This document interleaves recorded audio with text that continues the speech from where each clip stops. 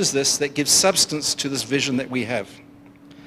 The other areas that add substance to our determination to improve lie in our investment in new products, new improved processes that give rise to higher efficiencies, better quality products, and lessen our impact on the environment. Corobrik will strive to share this culture of improvement with all of our stakeholders, be they customers, suppliers, or the communities that live around our operations. I believe that not just setting the example, but living the example will prevent a further deterioration, not only in our business, but also with those with whom we interact. To all of you this evening, whose efforts we celebrate, I say well done, and I beg of you, please keep demanding of yourselves and all those around you to carry on to reach continued improvement and much more, and these high levels of excellence that we honor tonight. Thank you very much. My name is Karabo Motsepe Maruka. I am Head of Department for Government Development at Corobrik. Corobrik is proud to be a patron of the South African Institute of Architects and a sponsor of the National Awards Program. Over the years, we have seen a continuous improvement in the quality of submissions, and this year was no exception. The Corobrik SAIA Awards are all about building our local industry and designing tomorrow's skyline. For Corobrik itself, it has been a years-long journey of inspiration, creativity, and innovation. Since 1986, Corobrik has been sponsoring the Student Architecture Awards from 8 major universities and have placed 37 winners on the architectural map, both in leading firms and even resulting in them establishing their own practices. Corobrik supports the architectural profession because we believe that great architects add the creative genius to South Africa's built environment. At its roots, architecture exists to create the physical environment in which people live, but architecture is more than just built environment. It's also a part of our culture. It stands as a representation of how we see ourselves, as well as how we see the world. During this adjudication process, it was also observed that some of these buildings help to trigger economic development directly and indirectly towards its society through tourism, employment, surrounding development because of construction, thus attracting other area of business. As Corobrik, we will continue to invest in South Africa and continue to significantly contribute to the infrastructure our country so desperately needs. Thank you.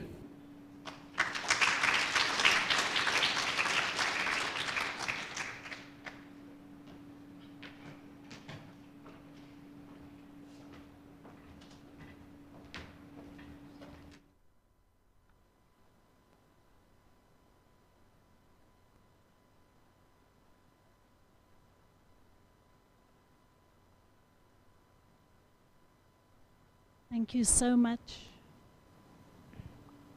Thank you so much, Nick and Karabo. Is this working? Wonderful. Thank you so much to both of you. Thank you to Corobrik. We truly, truly appreciate this multi-year partnership that Corobrik has with SAIA. We don't take it lightly, and we look forward to many more years of collaboration. Thank you so much, and thank you, Nick, for this call to excellence. I hope we'll also partner with you on that. Thank you. So now to introduce our keynote speaker with a few words from me. Sometimes we need to step back from the immediacy of the daily news cycle, and in so doing gain deeper wisdom and avoid panic. This is how I view Michael Weider's poetry.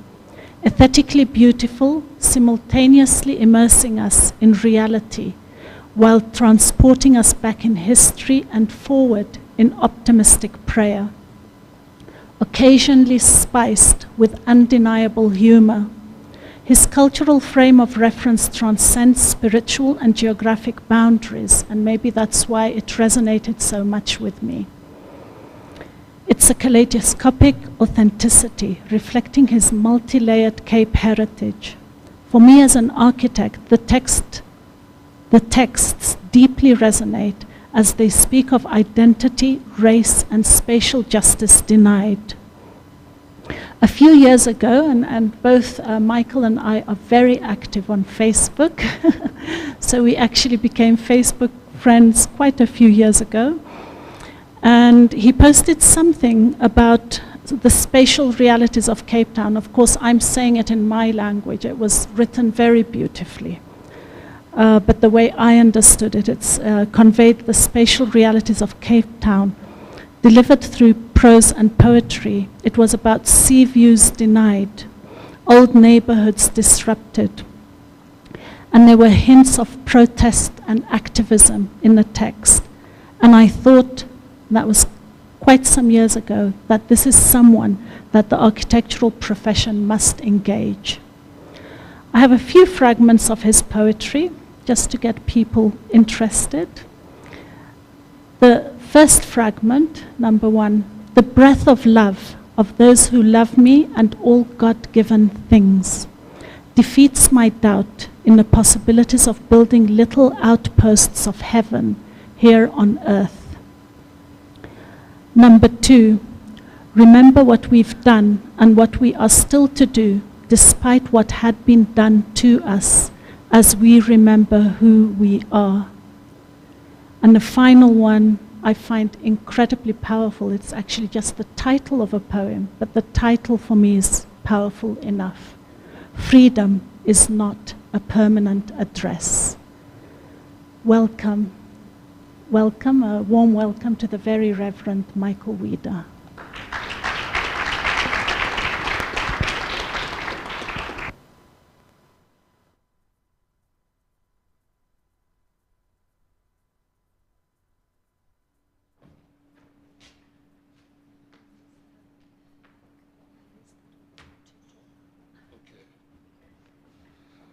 The little gossip was that I can use this mic because Amira uses mic because she's too tall. As you could see when she bent down to hug me. As you've heard, my name is Michael Weeder. I could not understand at first the invitation via Jackie Callis Carew, and I, in my normal fastidious way, stalled and stalled, prayed about it. And eventually I got a call from Amira, and it had been preceded by a week-long retreat upon the west coast of our province. And I have been through a very difficult year in that post-COVID, we have had struggled to get suitably skilled clergy persons to minister at our cathedral because you need quite a diverse skills base to work in that terrain. And a lot of us are often intimidated by it. And I had one wonderful colleague who had been periodically ill and not able always to participate as we needed him to, and as he would as much love to have been the active pastor of his calling. And so the week before going on the pre-Lenten, starting with Ash Wednesday, Marcus, my colleague, wasn't able to go, so it would just be myself. And the whole purpose of the retreat is to withdraw so that you can engage as you enter into a most important season within the Christian history and calendar, because it leads to the formation of the institution of the church and the creedal statements of our belief. And my prayer to our Creator was, I didn't invite myself to the cathedral. And it was your cathedral before I came, and it will be yours long after I am but dust and memory in the mind and in the heart. So I am going on this retreat, and I need the strength that you will provide me to be your priest and pastor. And it was in that context that I received the call from Amira engaging me and motivating as she did it. And I thought so of Archbishop Emeritus Desmond Tutu at that point, because like many of my contemporaries, he would be our call of information, of support. And I would have gone to him, as I've done in many other occasions when I was confused. But I'm sure he would have said to me, Mr. Dean, you are being soaked in glory. Go for it. And I channeled that energy and that commitment. And so I stand here before you, consequent to 2 weeks of staying and being on leave, a bit of a busman's holiday in the city of New York, and being totally in love with the architecture of that great city. Seeing the poetry of the murals in Brooklyn, and the way the public gaze is engaged by artists, both the architects and those of the spoken word, and those who use murals to communicate the essence of the spirit and of the heart. And I was accompanied for part of the journey with my beloved wife, Benita, and I'd been Googling all kinds of interesting comments about architecture, because as we say in Afrikaans, wat weet 'n mens, of wat weet 'n mol van kaas? What does a mole know about cheese? And I'm in that category of a cheesy, ill-equipped, low literacy concerning architecture. And I asked Benita, I said, can you remember in the 80s that quote that I used to say about Goethe? And I quoted the quote, and it says that people are to be loved and things are to be used. Immorality starts when things are loved and people are used. And she said, yes, I don't know if it's Goethe, but I think the pronunciation is Gita. So I thought, okay, let's kick that that quote to the curb. And so my intention of being here with you, and I've titled my reflection, I think keynote is a very grandiose title and description, and I would suggest you reserve it for the guy or the woman who comes later after me at another period. But I've recalled and as a storyteller and as a pastor, I call my reflection the locus of architecture, a perspective from the palaces of memory. And that is a reference to our African saints of the Levant of North Africa, Augustine of Hippo, which is now in the country of Algeria. And he was a trained orator, and at a time when civilization did not have the benefits of iPads or even any recording equipment to work with your memory, orators who were skilled in rhetoric, as Augustine was in his day, before his conversion and subsequent to that. He would use spatial memory within the way the memory worked to resource and to access ideas and to repeat it and to share that with his contemporaries at a given time. And so it's the palaces of memory that he talks about in his wonderful book, The Confessions. But I just need to fast forward, because I have a poem that I'd like to read to you, and I see my battery is not going to last long. And it concerns the heart of the spatial memory that I'd like to engage you and to share with you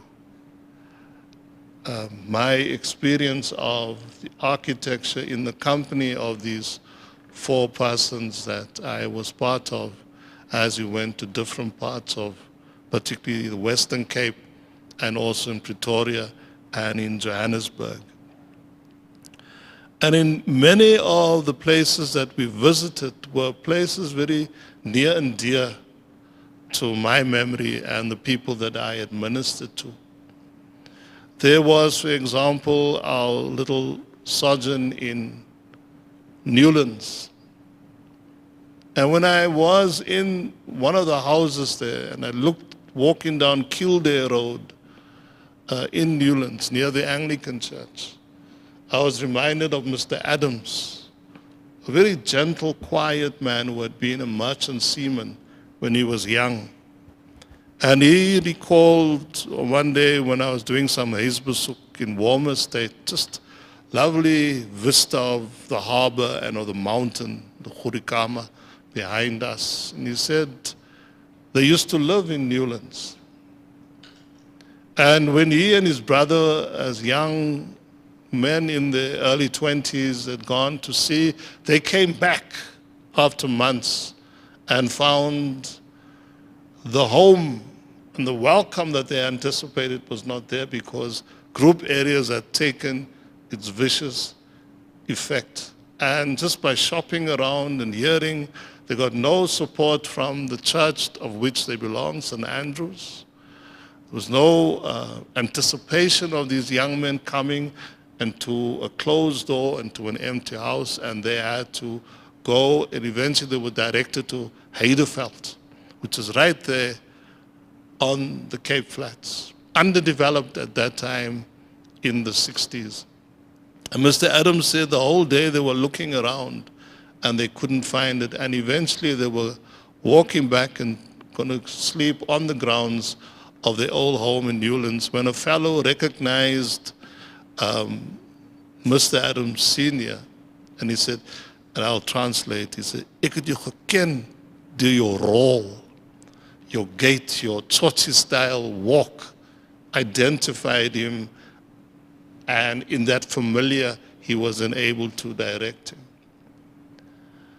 Another incident came when we were reflecting in a parish of St. Philip the Deacon in Chapel Street, District 6, about the memories of the congregation about forced removal. And there was a priest visiting, Father Bob the Ma, who had just come from Port Elizabeth and had been the parish priest in Manenberg. And he recalled how on one cold Cape winter evening, getting a message that he must come, there were people newly arrived from Newlands. And he came to this block of flats and it was raining and there was this beautiful furniture standing outside, including an oak wardrobe. And this beautiful wardrobe had been in the family for decades. And now they arrived in the small flat on the second floor of the Lana, of the Thames as they called it in Manenberg. And it was too small to be taken into their home, their new home. And it had to be disassembled and reassembled inside. And when it was reassembled, it was far too big. There was no space for the bed. And so eventually it became symbolic, iconic of where life had brought them. From the beauty and from the lushness to new beginnings. And so it is in that sense that I share this reflection in dedication for those who were not overcome and to those who were. For our people from South End and East Bank, Greenpoint and the Buka, from Sophia Town, Maduleke, Katomaina, Fitas, and Clarewood. And to those who found a heart again in Bontas, in Manenberg, in Nyanga, Phoenix, and Aldos, Corrie and Chatsworth, Langa and Bosman and Mamelodi. Moving from Oak Avenue, Newlands, from a house so big you could dance the square in it, to one small like a locked dream or a thought, homeless between tongue and lip, Lord, by what to do and where not to go and whom to love or not. Where your heart could not hear the Lisbic, a sun sharp slip away, lushing from beyond and high above where the mountain goats could be seen and the river singing, seek to seek. Among the arum lilies you picked for your mum or for the altar of St. Andrew's for any high feast or holy day. The river song which woke and lulled from summer dawn to winter mist, now still among the flatland dunes of Feigies and Sirangs, and where the wind blows unloved by hedge or oak, from where your name was known, and the door was always open to your smile. A few weeks ago, just before the Easter feast day, a visiting person who identified as a Catholic, she told me as I greeted her at the door, she said, I thought this was a Catholic church, but I really enjoyed it. I said, yeah, God is for everybody. And he loves Catholics also. She said, yes, indeed. I said, yes, but Anglicans are his favorites. And it's true. In some ways, there is a historical bias and weightiness that the mainline churches have to carry. And it's there in our architecture. It is there in the Herbert Baker work of art that we have in our city, right between the provincial legislature and the Houses of Parliament. It is there. It is there in everything that speaks of greatness and wonder. It is also there where the journey of the funeral of the late Cecil John Rhodes goes from our cathedral, St. George's, where he's buried from, and where he's interred in the Matopo Hills of the then Rhodesia. And it is that particular history that comes to light after my installation on the 11th of May 2011 as the 19th Dean of St. George's Cathedral, where a very lovely, proud, dignified, long-serving member of the church, of the cathedral, came to me and said, Mfundisi, when are we going to take down those flags in the St. David's Chapel? And I smiled at her and I said, I am only the third black dean. Colin Jones was here before me and he was succeeded by Rowan. Why do you want me to expose myself to possible lynching? And I said, Mayor, I am guided by what Chinua Achebe says. When people who do not look like you tell your story, let it stand. Let me segue away from that moment to the reality of who tells your story. A few years ago, Dr. Alan Busak brought out a book and he was quoting a statement from a preacher in Harlem, when the Pharaoh looks like you. When the Pharaoh looks like you on the eve of our Freedom Day. When the Pharaoh knows your clan name, when he sings your greeting, when he knows everything that is lovable about you, when the Pharaoh looks like you, what are your stories? And who do you tell it to? Augustine says here, I come to the fields of vast palaces of memory, where are the treasures of innumerable images of all kinds of objects brought in by sense perception. And then he recalls how many memories flood and clutters and demands his attention inappropriately to where he is or was at a given instant of his life. And he goes on, he said, hidden there is whatever we think about when I am in the storehouse. I ask that it produce what I want to recall. He then details how this rushing flood of memories, clamoring for attention, offering itself for what it believed to be his need in that moment. And he says, with the hand of my heart, proclaimed Augustine, I chase them away from the face of my memory until what I want is freed of mist and emerges from its hiding places. Other memories come before me or demand with ease and without any confusion in their order.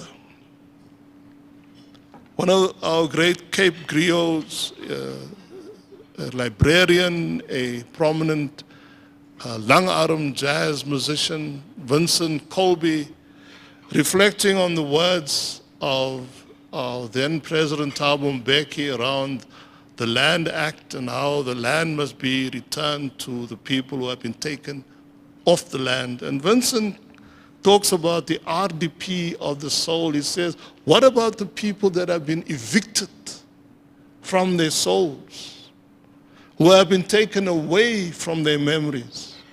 And so when we take an Augustine, an orator of note, schooled in the privilege of his time and having full hegemonic understanding of his locus in life, he is able to meander and to give us the gifts of civilization as it was constituted in his time. But when we stand as we do, and we have no recall of who we are, and of how creolization has mystified so much of our stories, and our stories no longer exist in the written form because it never did.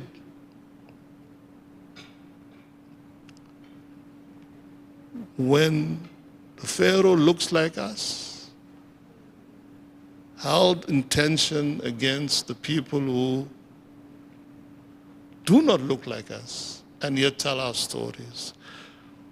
Chinua Achebe completes that statement. He says, and then you let those stories stand, and then you tell your stories, and the world can choose.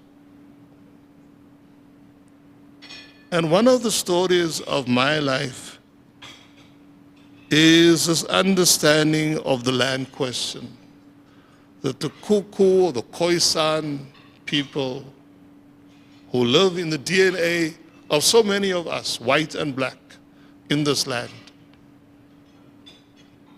They, as many thought shapers on the land question, in the ancient of days, they said, the land does not belong to us. We belong to the land. When my son was born, Andile, the Muslim matron came and she asked, would I like to have the afterbirth? I didn't quite understand that time because I had a son. And then I realized that she wanted, as a continuation of a certain practice within our city, for the afterbirth to be buried in the ground as part of the sacred act of creation and of life-giving. And so when we say the land does not belong to us, but we belong to the land, it is shaped and it's formulated by life experience. When I was a 8-year-old, 9-year-old, we used to sing a Guma Lichi. Uhari pati nari kramatu.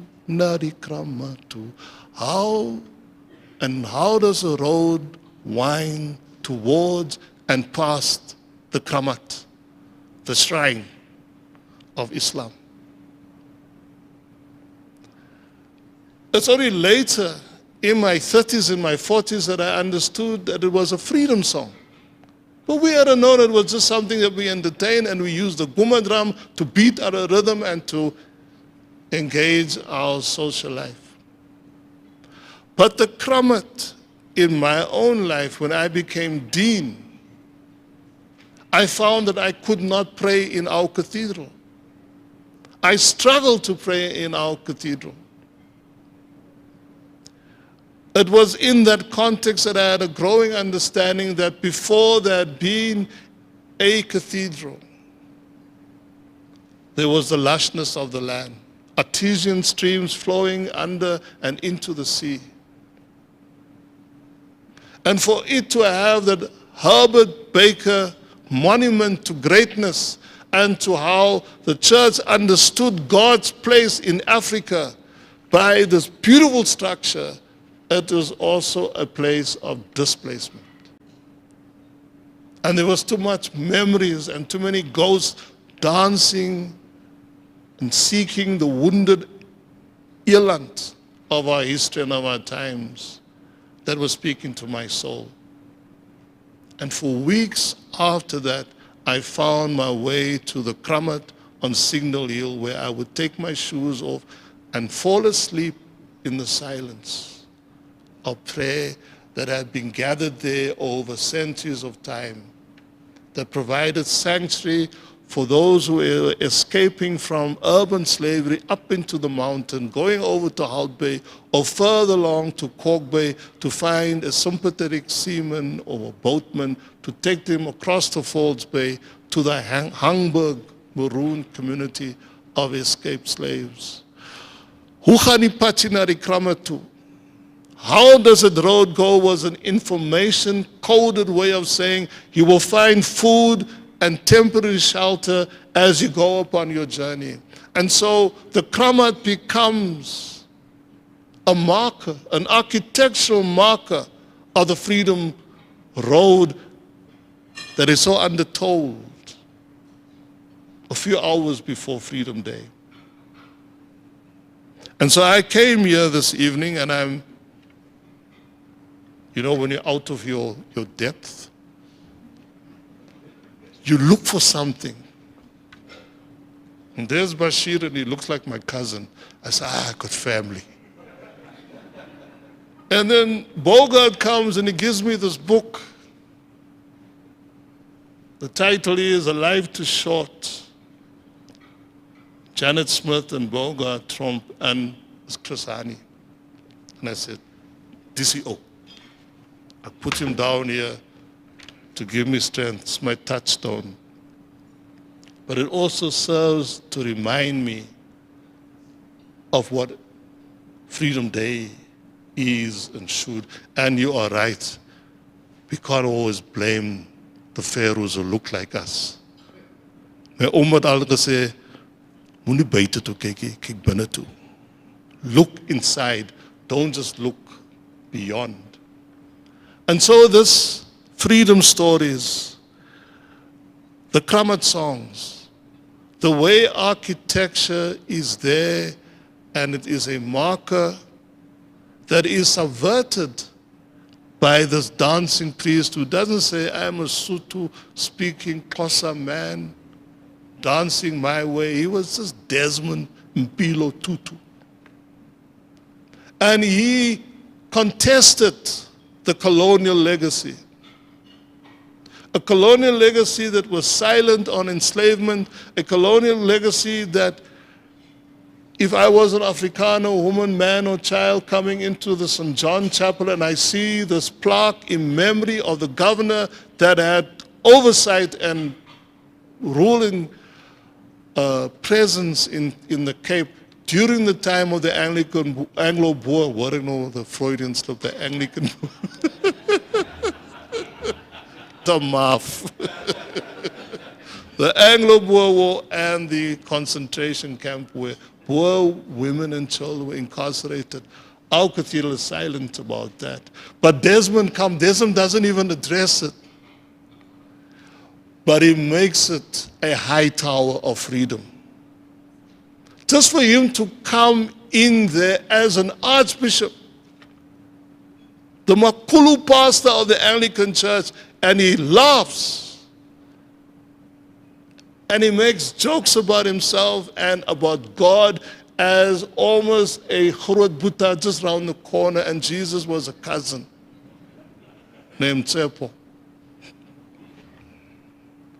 That is our architecture. Not one iota of the brickwork or the tiles or whatever has been changed, but the pure presence of intention, of affirmation, gave me a new understanding of how we work with our past and the place of architecture. And so when we discover a burial ground at the western end of the city called the Prestwick Burial Ground that was meant for enslaved people and free black people who were not church affiliated, and so you could not be buried out of the burial grounds of the mainline churches. And so in the stealth of night, they would bury their dead. And over time, these graves were uncovered by developers. And many of us protested against the development, and the compromise that emerged from that was an ossuary that was built for the skeletal remains of the Prestwick dead.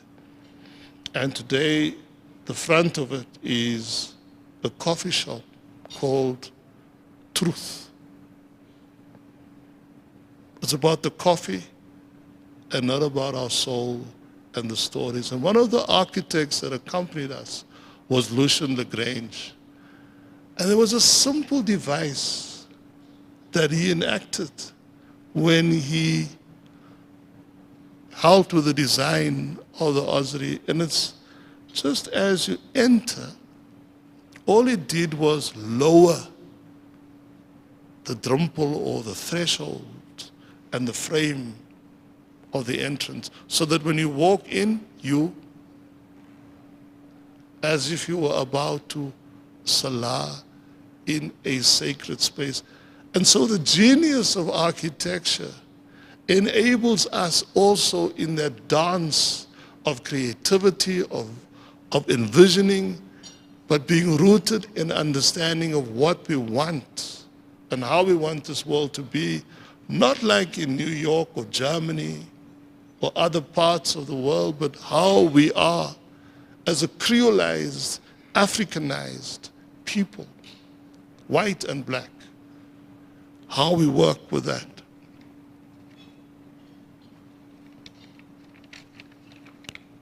So, beloved, in conclusion, I want to leave this thought with you.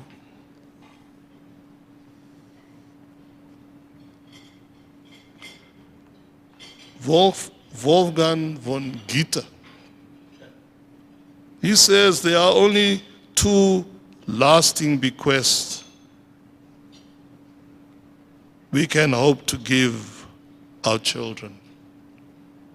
One of these is roots, and the other is wings. Roots and wings. There's a certain permanency, one which is doable and one which is tied with, that is aspirational, as we stand where we are in this time when pharaohs look like us but do not love us. And so what I have experienced and engaged was, it's not only the structure of the built environment, it's how you work with space in between. That is part of the architectural genius. And what happens in the homestead space, in the entertainment space, in the whatever we call spirituality space, that gives value and meaning to our lives. A story from the monastic tradition is about a pilgrim traveling through some countryside, and it's dawn, the sun is coming up, and he sees a crowd of men busy in the field, and he goes to the one and he says, "Are you monks?" And he said, "Yes, I am the abbot." And he says, the pilgrim says, "It's good to see you building a abbey, a monastery." He says, "No," says the abbey, "we're not building Abby, we are tearing it down. Oh, for whatever reason, said the pilgrim. Oh, says the abbot, we just want to see the sunrise.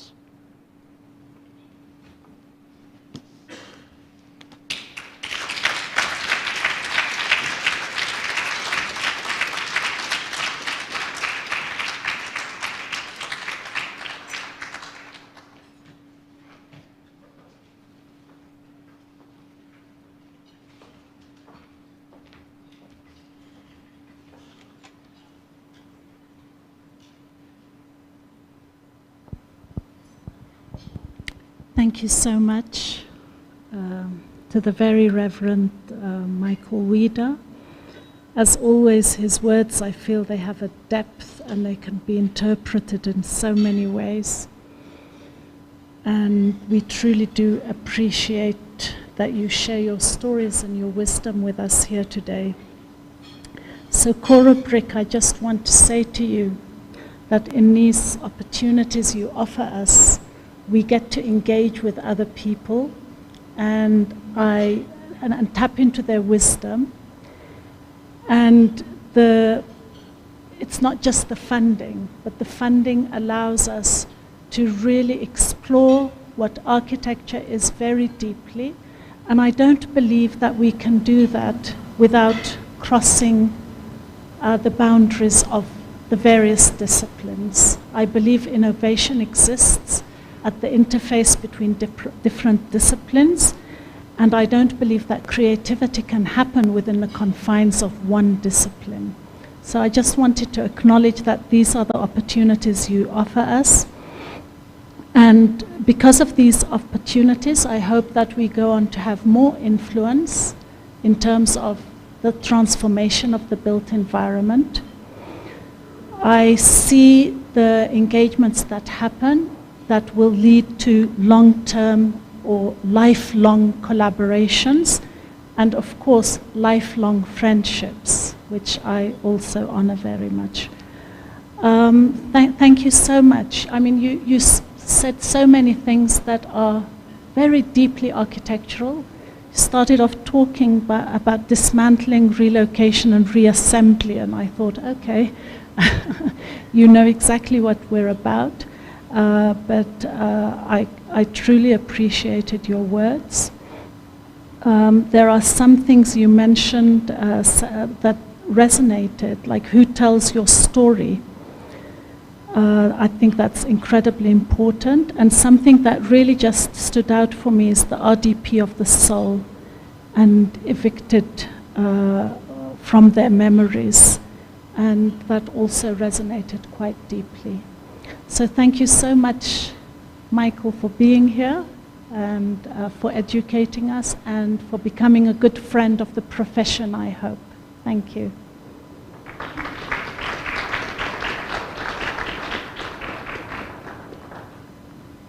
So I hope I have it right that I need to introduce Katlego.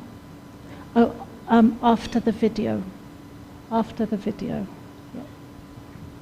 My name is Michael Weeder. I am a priest in the Anglican Church and at the moment the current dean of St. George's Cathedral in Cape Town. And I have the wonderful title of being an eminent person on the committee, along with the academic practitioner and a representative of the sponsor.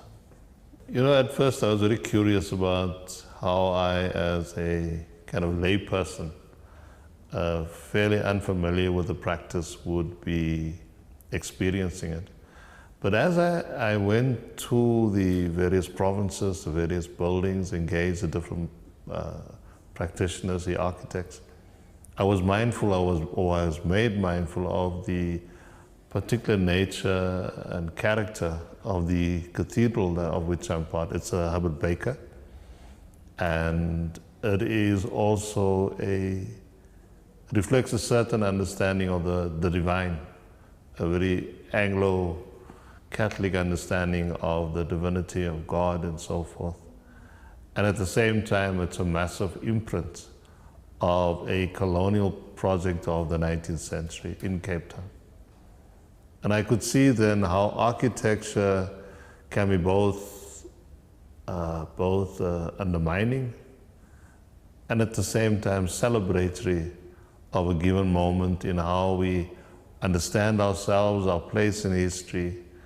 And I could see that very much in some of the projects, in fact, the majority of the projects that we experienced and which we visited. You know, I think for me, a lot of as we went and I became more familiar with a kind of narrative prevalent amongst architects and traveling from one place to another, sharing mealtime together. I became also a bit conscious that I don't actually come as a clean slate to the process, because just in terms of what I experienced growing up, I was born in a part of Cape Town known as District 1, which is right there by the waterfront. And we lived at number 10, my grandparents, number 10 Amsterdam Street. And then it's a row of tenement buildings. And that was named after a battery of the Dutch, which was quite nearby. So a security fortification is what our street was named after, and the tenement buildings. And then when number 12 became available, my grandparents moved to there because it had electricity. And all the activity of playing, the social activity, the nature of the buildings was largely exclusively a domestic space, but the balcony provide mothers and the parents, but generally the mothers, a security surveillance on the street, the pavement, where the children were engaged in. So it was also, as much as they were able to look at us, it provided a measure of safety. And I was curious if that was the intention. I don't think necessarily, but the way the buildings was designed was to maximize occupancy, but it had this kind of public social benefit. And when it was designed, it was at the turn of the 20th century.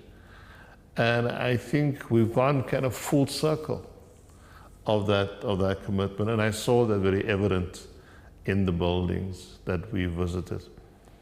Then there was a great consciousness of the global crisis in terms of the environment and how that impacts on the way we live, how we interact with the built environment. And to every occasion, there was that consciousness. And so what I was reminded of, how architects as social engineers have quite a crucial role, and how that particular discipline can determine ultimately the quality of life, and how it needs to be guided by a strong social ethic, a term of morality that engages capital, how it is utilized, but held in tandem with the demands that are just, that is equitable, and that also improves the quality of life for ourselves and for the generations to come. And I think on the whole, the projects that we visited, whether it was an individual in his or her own, their domestic space, or whether it was a project that was used by the greater public, or whether it had a commercial aspect to it, there was an awareness of how that the transformation demands of our society should also be reflected in every nuanced edge of our experiences.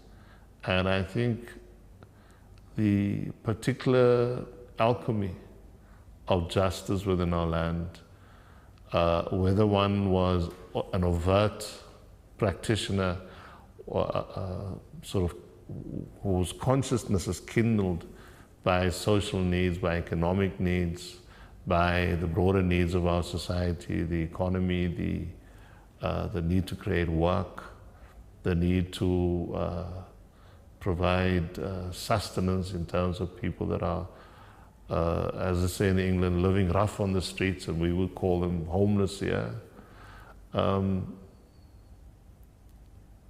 of us can walk away from that. And whether one is involved within the overall political structure or captains of industry or within academia, architects, I think there's a lot to be done, but I think we've gone a substantial way along the road in terms of helping to create a more equitable society. We're not perfect. There's a distance to travel, but I think there within certain key sectors of that field there is a consciousness.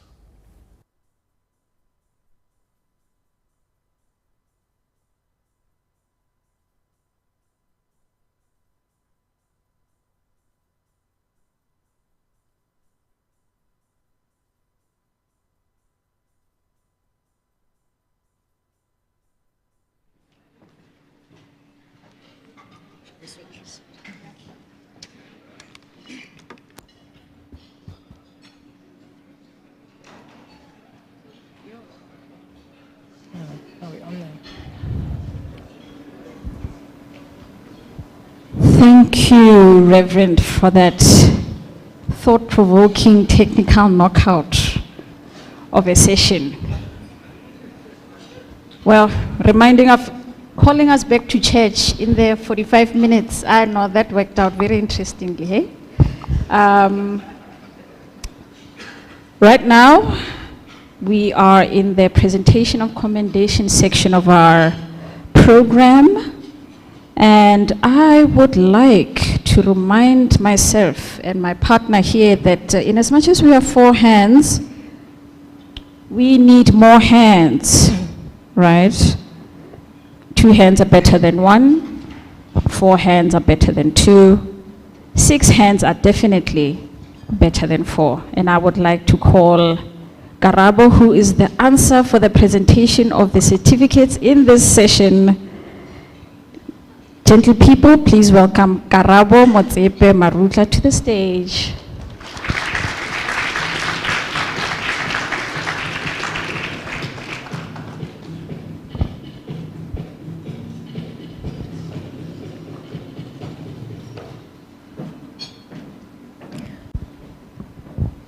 Our first commendation for the evening is presented to Watson Cottage by KLG Architects. Watson Cottage by KLG Architects. Watson Cottage is coarse for the idiom, small is beautiful. The simplicity of materials and skillful detailing contribute to sparse interiors that through strategic apertures and bay window seats connect the inside to the staggering views of Betty's Bay beyond. The cutaway porch, the projecting bay windows, and the sensitive low flush aligned roof contribute to an architecture of humble restraint in service to the dramatic backdrop.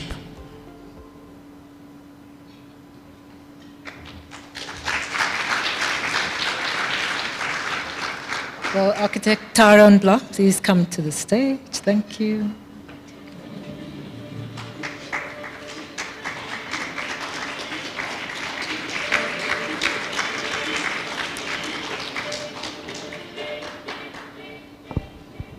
And the second commendation is presented to House Ferreira by Pinard Architecture. House Ferreira by Pinard Architecture. Beauty and the value of this windswept seaside holiday house lies in its hiddenness amongst mushrooming neighbors. Where neighbors push forward and hire to announce their presence and their occupation of the magnificent bay, House Ferreira pulls itself backward and downward into the milkwood forest without sacrificing its connection to the ocean in the east and the milkwood thicket to the west. The building exemplifies humility, contextual engagement, rejection of stylistic surrender, and bold and outgoing yet well-mannered architecture.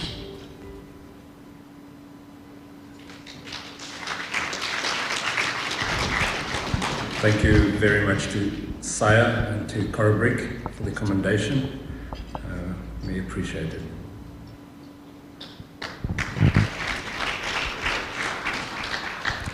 Our third commendation is presented to De Groenhuis by SAIA & Co Architects. De Groenhuis by SAIA & Company Architects. De Groenhuis is nestled among Celtis trees and is enclosed in a steel cage with an ever-advancing facade of star jasmine. The building faces the Pretoria Country Club golf course across the road and shares the club's river. The river demanded respect and presented challenges. Gabions were extensively used as retaining walls for the river and the walls encasing the building. The plain face brick and corrugated iron building materials and finishes are typical of Pretoria. From within, abundant windows draw the eye to lush indigenous landscaping.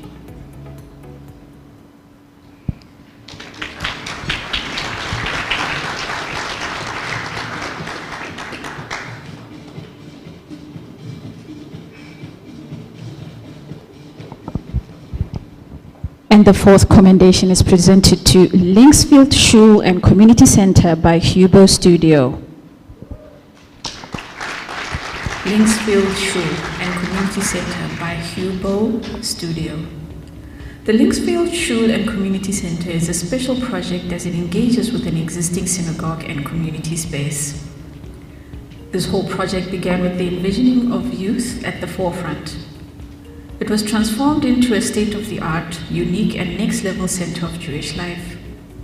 The Schule and Community Center was envisioned holistically and completed in 2 phases.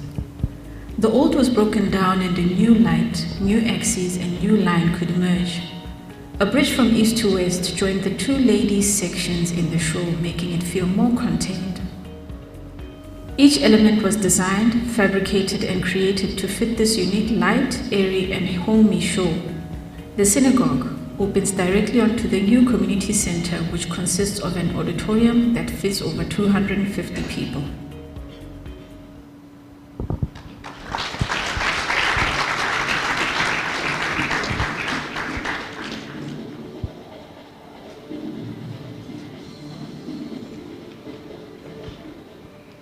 The fifth commendation is presented to Barloworld Equipment Showroom by Paragon Architects.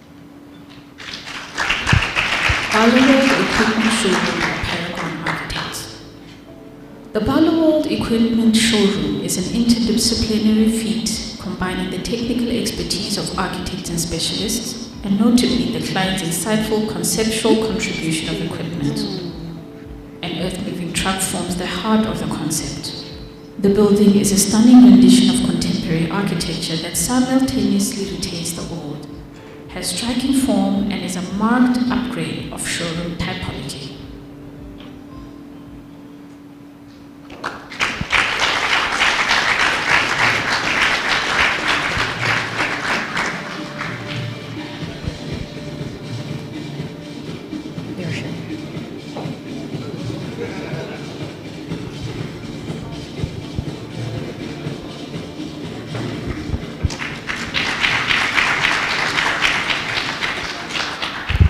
And the sixth commendation is presented to Rooftop Productions Alterations by Struct Architects, or rather Struct Architects. Alterations by Struct Architects. The building used to be a church, quiet and unassuming.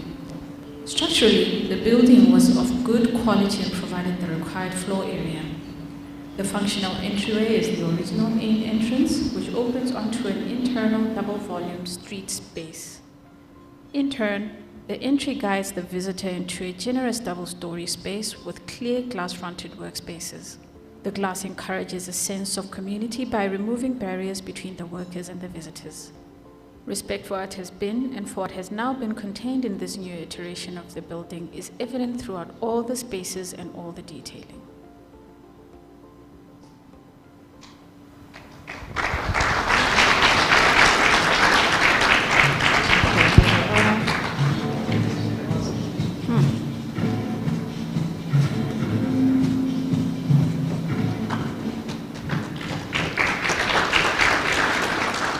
The 7th commendation is presented to Christchurch, Somerset West by Noero Architects. Christchurch, Somerset West by Noero Architects. A circle embedded in a square was developed as the planned form of Christchurch, Somerset West. The circular space has a dramatic vertical dimension, bringing the priest to within 15 meters of anyone in the church. Natural light is brought down into the circular volume from the roof, and a cross is formed by the play of the solid and void elements of the roof light. The interior finishes are minimal, echoing the ethos of the church. This new church was built alongside the existing church to house a burgeoning congregation.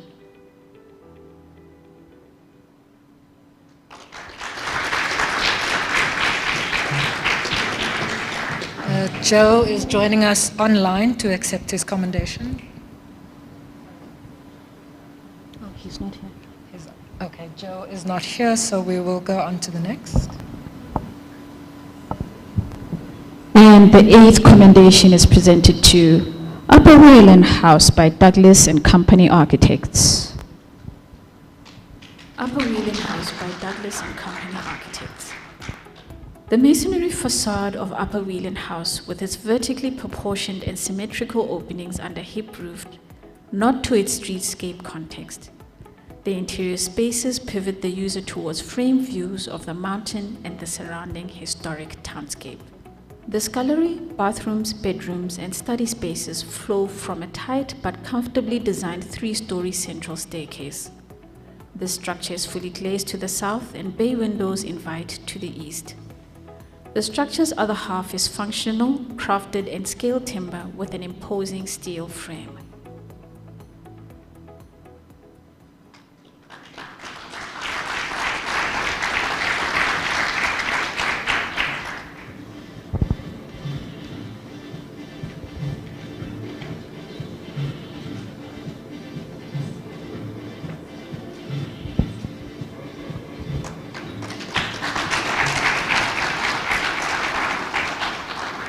The 9th commendation is presented to The Bank by Defancio Architects.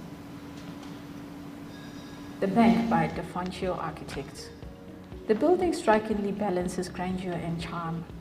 Substantial vertical and horizontal gestures are mediated by the human-scaled brick, brass, and planted elements. While refreshing its context with the new cafe, restaurant, retail, and co-working spaces, it also hits the elusive note of seeming to have always been there. The timeless lower-level adherence to form, proportion, and rational order is topped with the upper-level office spaces, which are relatively wild, contemporary, and experimental. This building can be appreciated for its technical elegance and seamless assimilation into the context while offering energizing programs back to its users.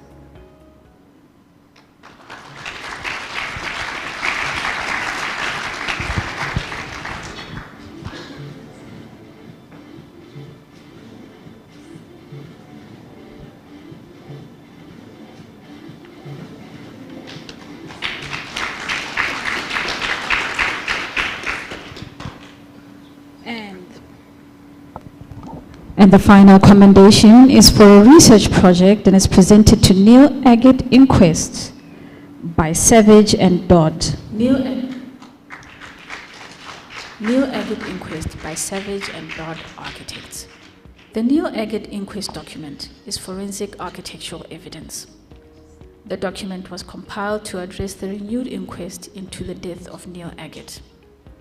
The architects recreated the spatial quality, sequencing, and logical unfolding of events in this spatial framework, contributing to recording a new narrative concerning the unfinished business of the pursuit of restorative justice in South Africa. The role of architects and the built environment has not yet been interrogated.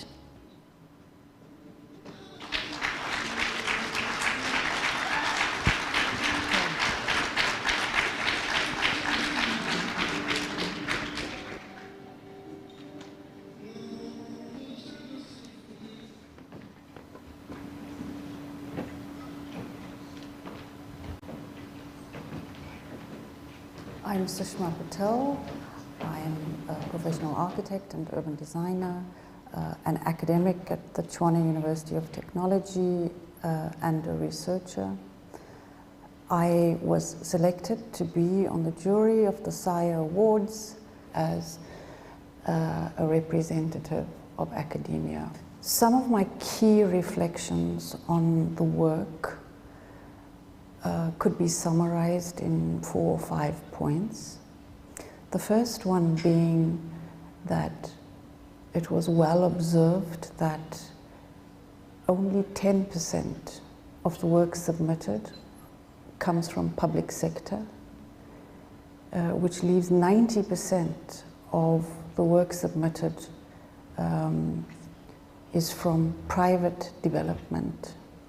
And so this poses quite an extraordinary position that we are in, where the fraternity really needs to consider how private development needs to significantly contribute to conceptions of the public realm. As architects, we are being summoned to respond to economic downturns, energy instability, as well as climate challenges.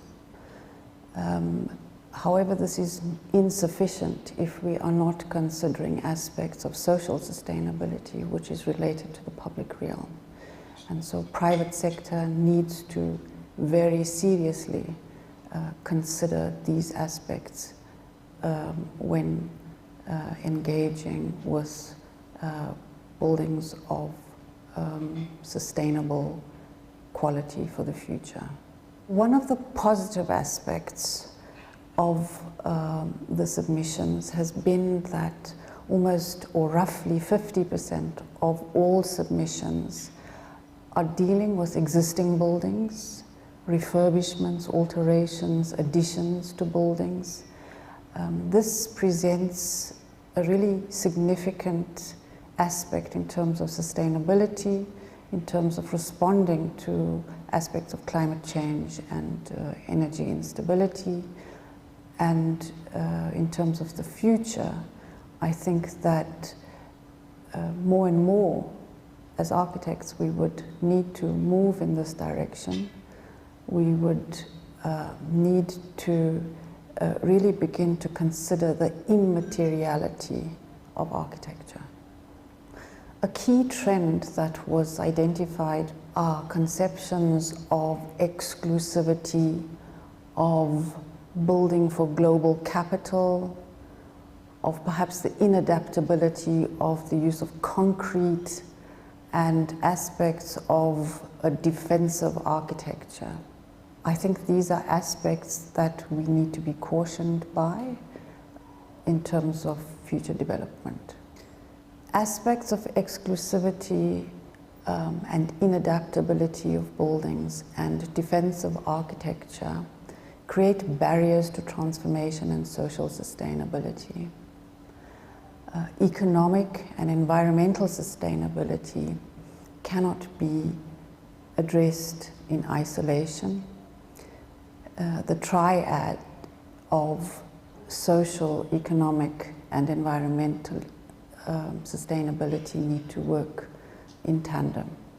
While density and increased housing close to amenities is resolutely required, the exclusivity and inadaptability of it requires rethinking. A final observation is that less than 10% of entries were received from Black architects.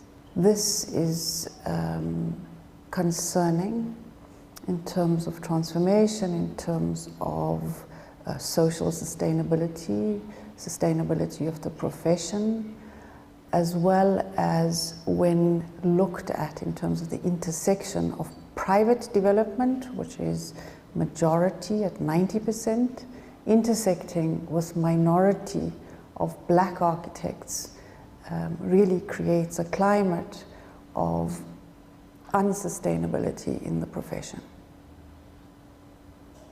I'd like to end by mentioning that South African architects are at the forefront of innovation globally in terms of their craft, in terms of their mastery, in terms of efficiency of resources, of aspects of climate, energy considerations, etc. I am deeply, deeply moved by most of the submissions that we have seen. They are well received, and I would like to congratulate all of the awardees.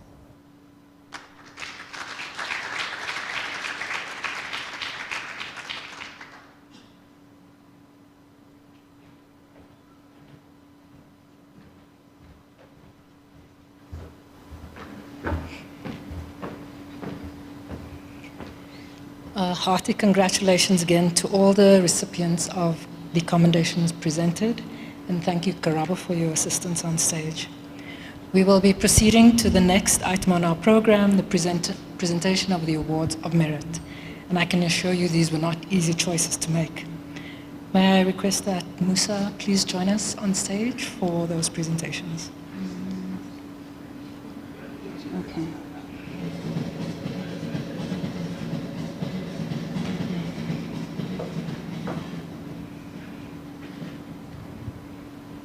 And the first award of merit goes to Roundabout Brooklyn by W Design Architecture Studio. Roundabout Brooklyn by W Design Architecture Studio. This housing project successfully achieves high density on a single residential plot in Brooklyn. It is situated adjacent to corporate and commercial buildings and typical suburban living. The 21 units are economically yet creatively designed through a variety of 1, 2, and 3 bedroom units. The scheme is high-end residential and thus has exclusive living spaces. Indoor and outdoor spaces are beautifully detailed and designed, and the tightness and closeness of the units are mediated by green, densely planted indigenous gardens, courtyards and balconies, creating breathable lungs and sound and visual barriers between the units. Whilst this housing scheme achieves communal and private outdoor spaces and variety in layout, it also provokes engagement in discussions regarding the possibility of future or similar schemes offering the inclusion of some affordable units, which would contribute to creating social diversity. The street edge of the scheme skillfully lowers the scale and bulk of the development that you encounter as you move further into the buildings, thus relating the scheme closer to its suburban context.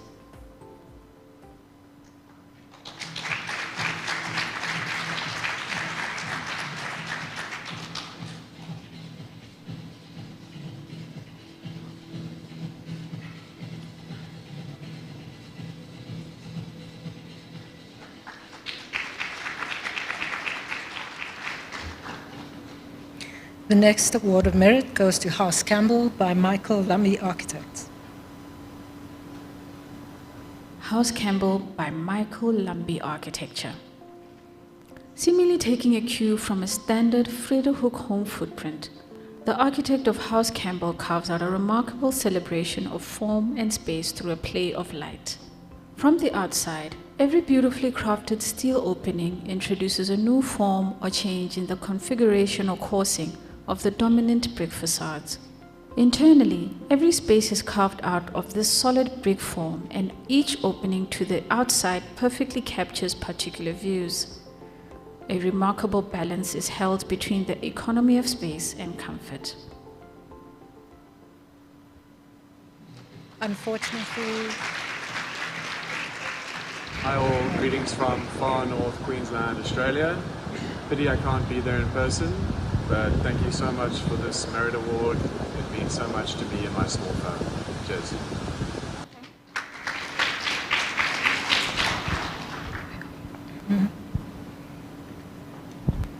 The next award of merit goes to Ogi Showroom by C76 Architecture. Ogi Showroom by C76 Architecture. The Ogi showroom pays meticulous attention to detail and artisanship.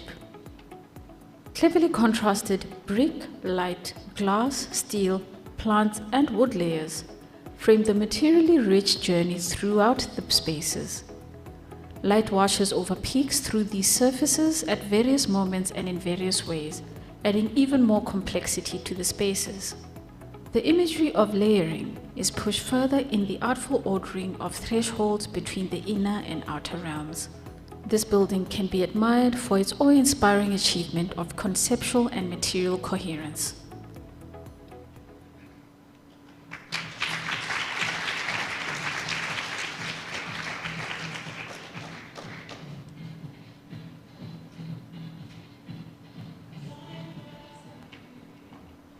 The next award of merit goes to House Stroh, Additions, Alterations and Pool House by Len Joubert Architects. House Stroh, Additions, Alterations and Pool House by Len Joubert Architects. House Stroh House was built on a rock outcrop on the western side of the Westcliff Ridge in Johannesburg. The pool house and main house are visually twined through their exterior style. The stark exterior face brick details were kept in the existing plain 1950s style, and steel and glass were added for a contemporary flourish. The interior is minimal. Wooden doors and floors surrounded by white wall throughout create sober white spaces to provide a receding backdrop for the client's art collection.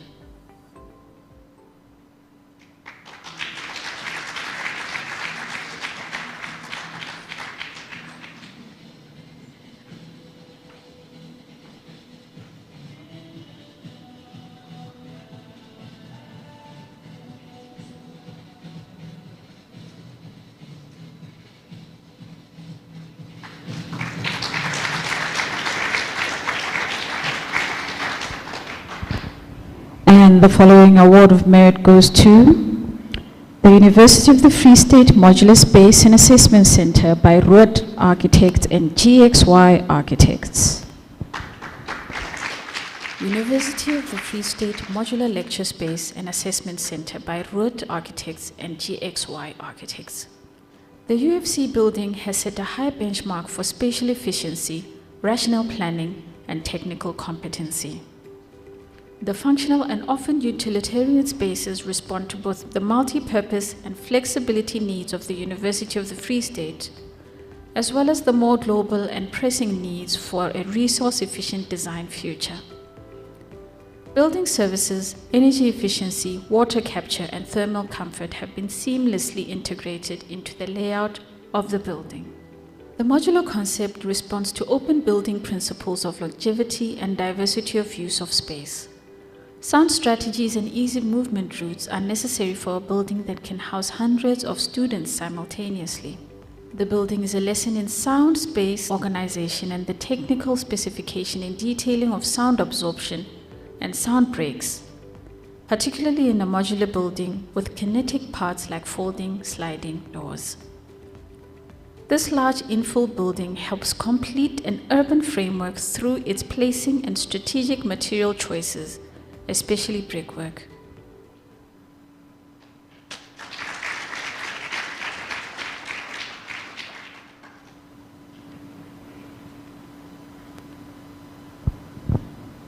Architect Anton Roon and Architect Neil van Zyl will be joining us via Zoom to receive the award.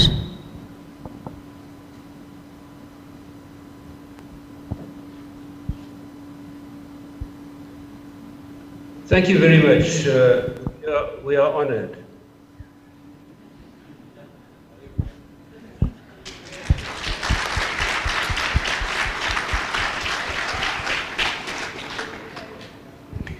The next award of merit goes to... Oh, that's quick. That was it. The next award of merit goes to Back to the Start by W Design Architecture Studio.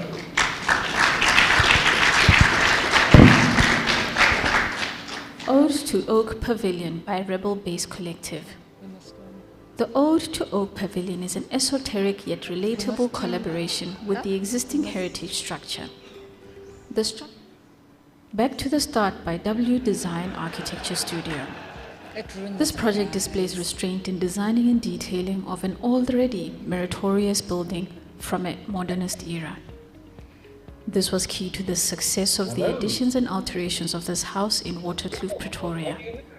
In an already dramatic building, there are clear strategies of lighting dark spaces, expressing the new, different from the old, of walls touching the floors and ceilings lightly, through recessed shadow skirtings and cornices, creating the subtleties required of an already beautiful gem. The new apron pergola provides an integrating and shading device to the outdoor living spaces. Above all, the building reveres the Frank Lloyd Wright type generosity of interior spaces and exterior form, and it creates a more contemporary feel from both the outside and inside without diminishing the original intent. That is a difficult thing to accomplish. It is a well-detailed building with care given to the individuality of each space, particularly in the more private areas, with a sensitivity to scale and its understated relationship to the street. The building stands in stark contrast to its neighbors as a restrained and distinguished project.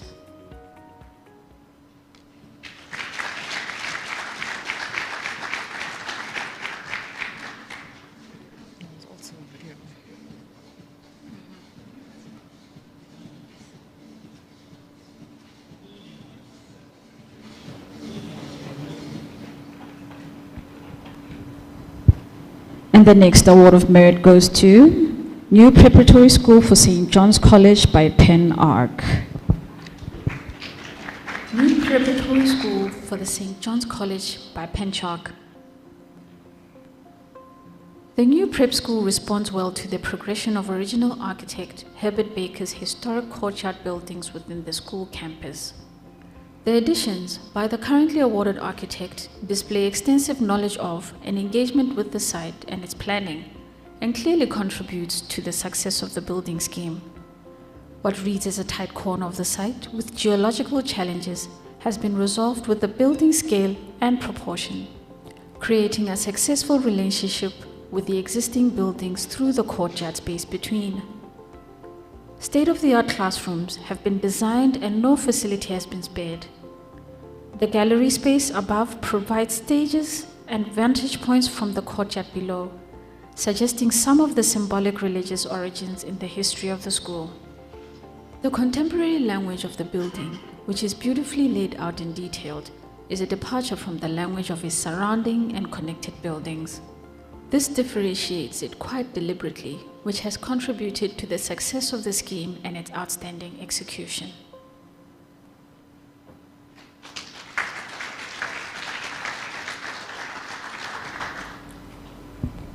Good evening, one and all.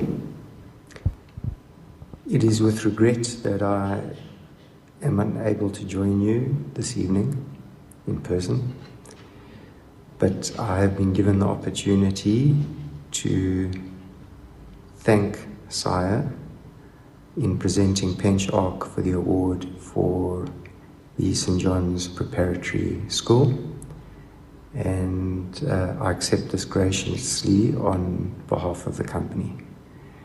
Many thanks, and to all of you, enjoy the evening. Cheers. The next award of merit goes to Ode to Oak Pavilion by Rebel Base Architects. Ode to Oak Pavilion by Rebel Base Collective. The Ode to Oak Pavilion is an esoteric yet relatable collaboration with the existing heritage structure. The structure is meticulously crafted for perennial climatic comfort while tantalizing the senses with its undulations. Only master artisanship could produce this form, which the architects called handmade.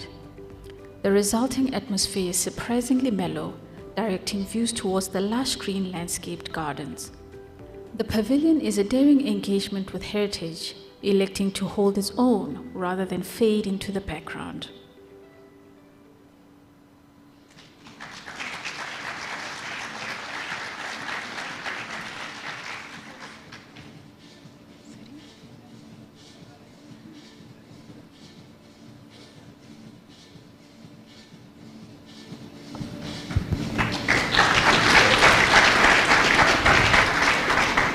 And the next award of merit goes to Westbury Transformation and Development Center by Nzika Architects. Westbury Transformation and Development Center by Nzika Architects.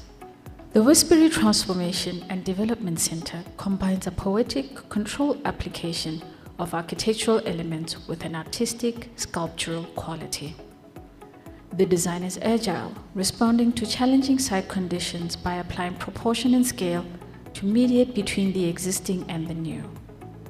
An architectural embrace invites the community to a space tailor-made for their needs. The building's profound achievement is the community experiencing it as architecture with a small a, while the sophistication of its design and execution earn it a capital A.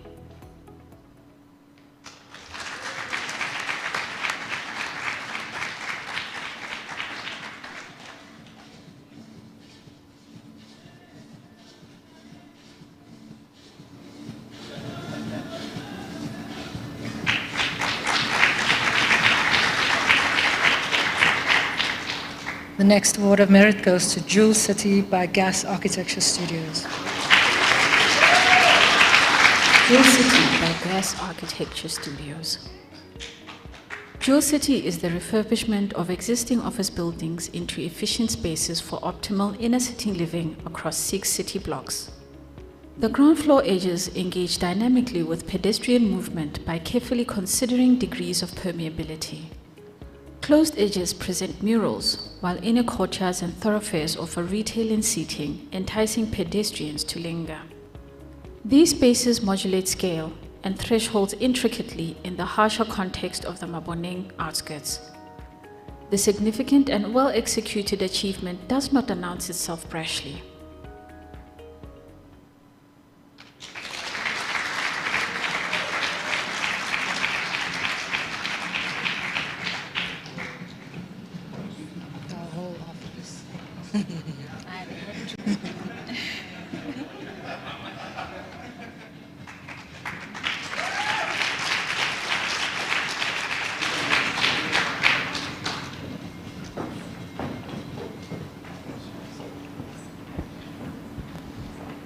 And the next award of merit goes to WGP Bloomsdale Hybrid New Additions and Alterations by DMV Architecture.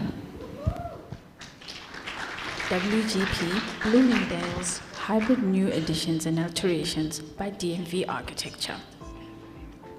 The Bloomingdale's retail and office complex is viewed as a large-scale alterations and additions project with the existing ground floor buildings added to and retained. The building program and floor area were increased with the addition of an independent, lightweight steel structure above, with insertions of reimagined shipping containers. Large, voluminous public and circulation spaces create thresholds and less defined boundaries of upper and lower, old and new, and inside and outside. Playful street elevations of containerized spaces create visual and spatial interest.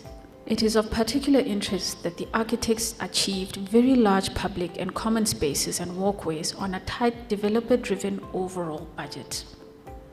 There is a robustness to the access and circulation spaces that can be read as in contrast to the more corporate office spaces, which are carefully detailed and well finished. The success of the project rests in the achievement of the surprisingly diverse nature of the development's tendency of smaller scale and larger scale businesses accommodated in the inventive arrangement of floor planning.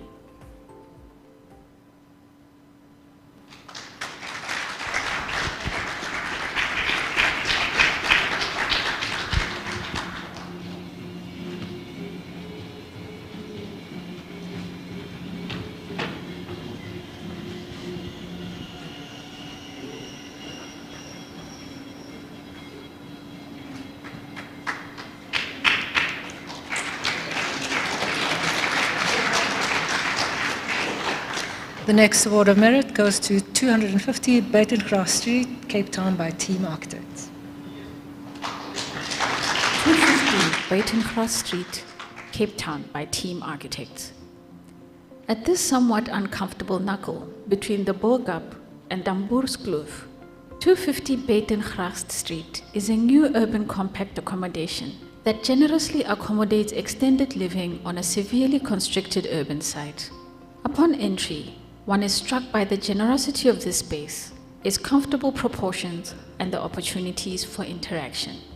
The same generosity and humane attention to scale and materiality is carried through to every space, internal or external, to every detail and to every choice of material.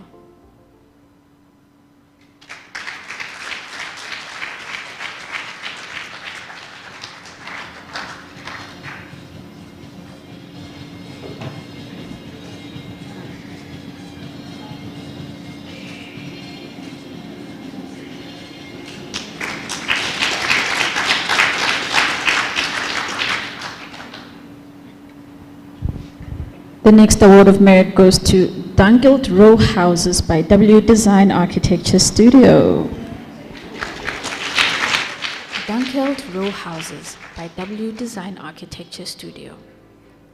The meritorious aspect of this project is the high density achieved by this housing scheme in a suburban context that typically accommodates one family or home per property.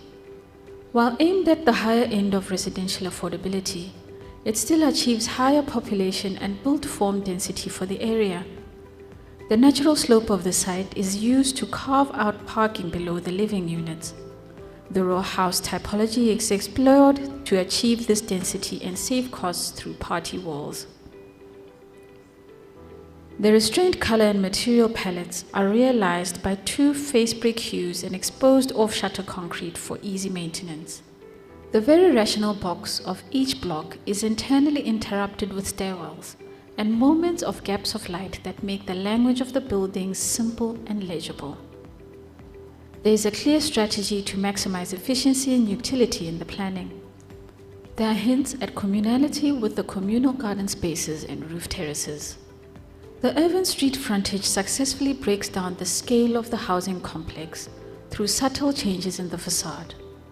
It is a great addition to the visual landscape in its differentiation and form.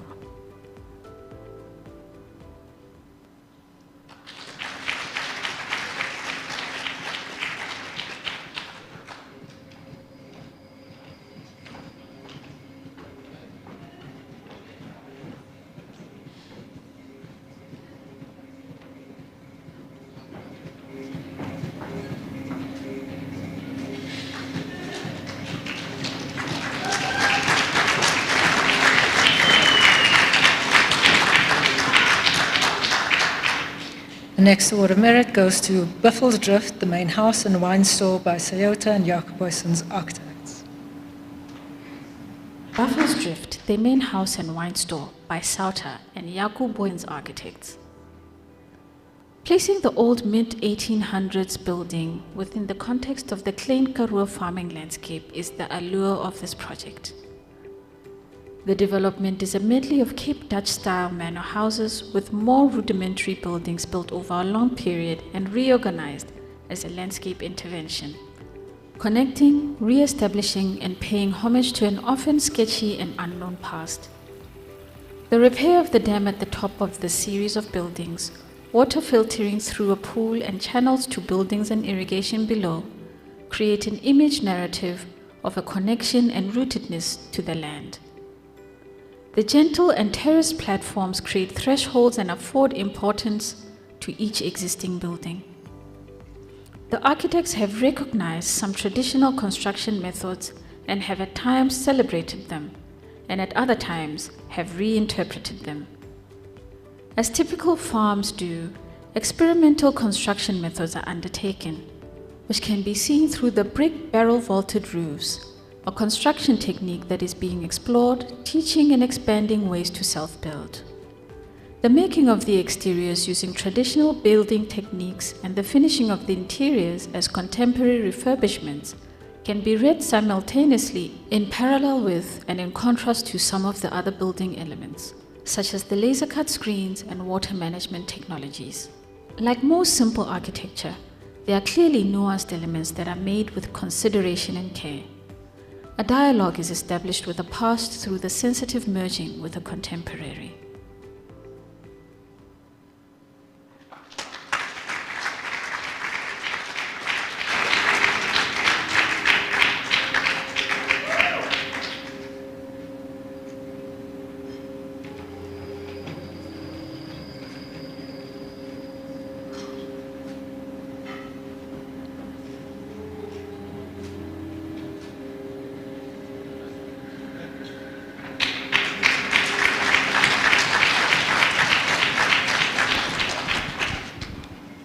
And the next award of merit goes to the Onyx Jewel City by Gas Architecture Studios.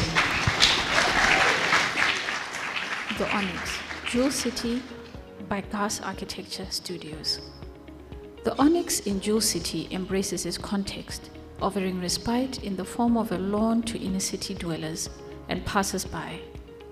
The approach can be lauded for its generosity, optimism, and placing a tangibly higher value on the outskirts of the Maboneng precinct. The enveloping form and playful contemporary elements of the courtyard-facing facades counterbalance the austerity of the 13-story edifice, while the transparent ground floor welcomes the community into the space. The building achieves affordable inner city living and provides selection options.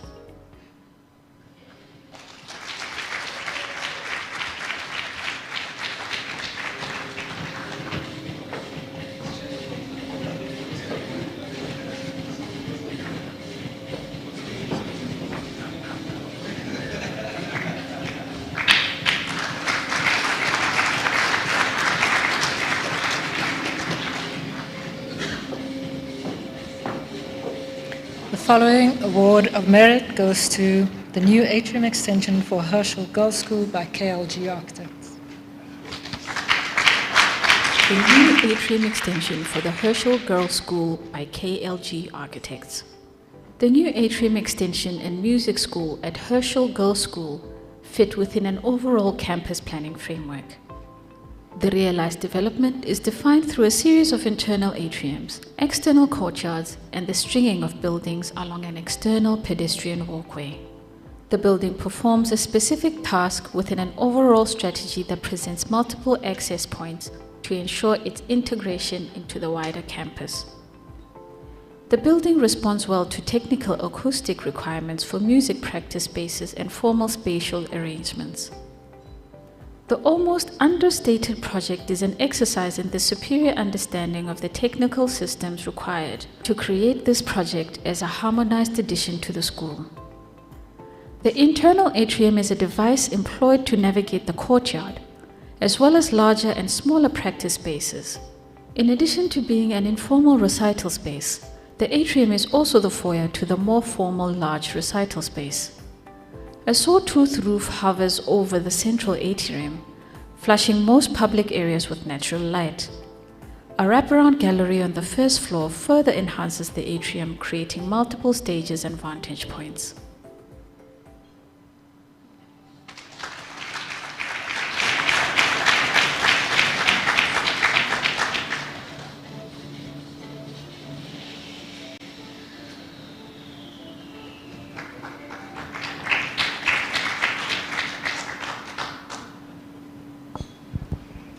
And the final award of merit is for a research project and goes to The Architecture of Peter Rich, Conversations with Africa by Professor Jonathan Alfred Noble.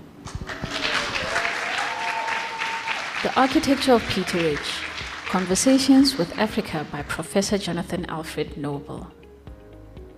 In the book by Professor Jonathan Noble, the integration of the life account and architecture of unconventional architect Peter Rich is a deep reflection, complex understanding, exploration of the traveler, and ultimate synthesis of publication.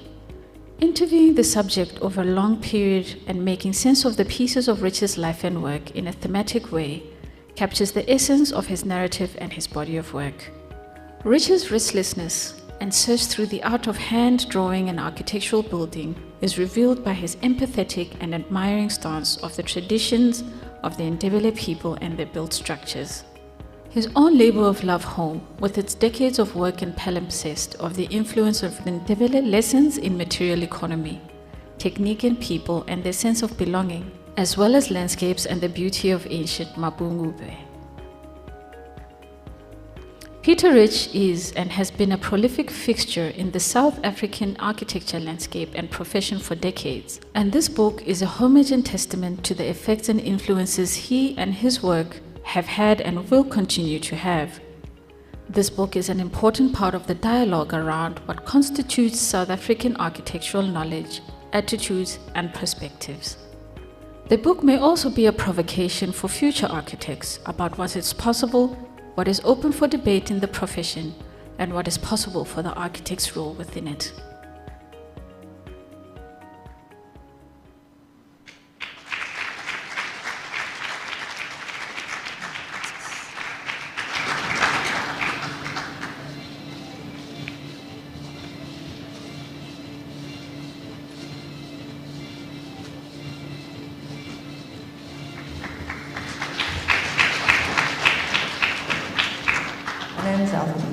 I am a director and co-founder of Lemon Pebble Architects and Urban Designers. In the jury, as one of the adjudicators, I represented professional practice. This year's submissions were incredibly interesting. We got to see projects of various typologies in various contexts, and I found them incredibly engaging on different levels. I think there were projects that responded well to their context, they spoke well to landscape. I also thought that the projects had a broad range of responses in terms of their clients and user groups. I did feel that there were projects that could have broadened their narrative, that they could have spoken more to some of the issues that I encounter in my own practice, which speak to political and social landscapes and broader user groups and demographics. I don't think I noticed any trends in any of the projects. I did think there were some projects that spoke very particularly to how they responded to their urban context, particularly the edge condition of projects. But I did think, and here I'm speaking about from my perspective as a practicing architect, that I do commend all the projects. Making architecture is almost an act of magic. It's an act of alchemy. You get to a client, you get to a user, and they think that we sit with our pencils all day coloring in and inventing these projects that magically happen on site, and suddenly there's a building and we hand over the key. So I do appreciate the kind of professional rigor that's gone into every project. I understand the process. I understand there were a lot of challenges that many of the projects had to face, and they all came up with stellar, actually award-winning projects. So as a body of work, comparing all of them, there is an excellent standard of work, and I really actually just learned quite a lot from engaging with all of these projects and reflecting on my own practice and how I could actually learn from very many of these projects. But having said that, there is always the reflection of what it means for future buildings, for future projects, for young architects, for different ways of practicing architecture. The projects that we see are part of engaging with that dialogue and with that debate and asking harder questions of why we practice the way we do, the kind of buildings that we do.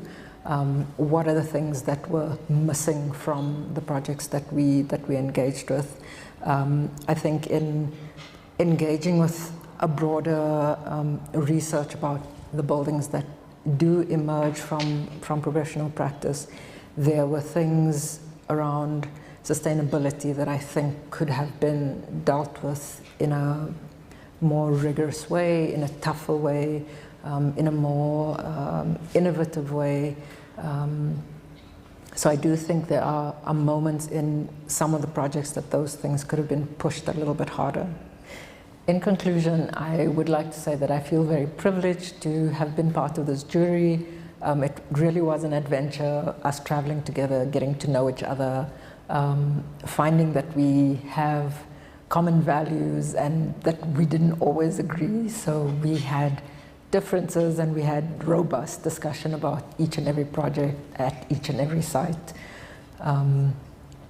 It's been an eye-opener to see how practices work in the various contexts, and it's just been amazing to see our country from this perspective. We live in a beautiful country and with incredible resources, and my hope is that the next batch of projects that are submitted by the various regions really take into account some of the projects which we generally don't get to see, that are in contexts that have challenges with resources or who have different demographics or projects that have more social agendas. I'd really like to have seen more of those things because it also exposes different kinds of architects and different methods of making architecture, and I really hope to see that kind of thing in future projects.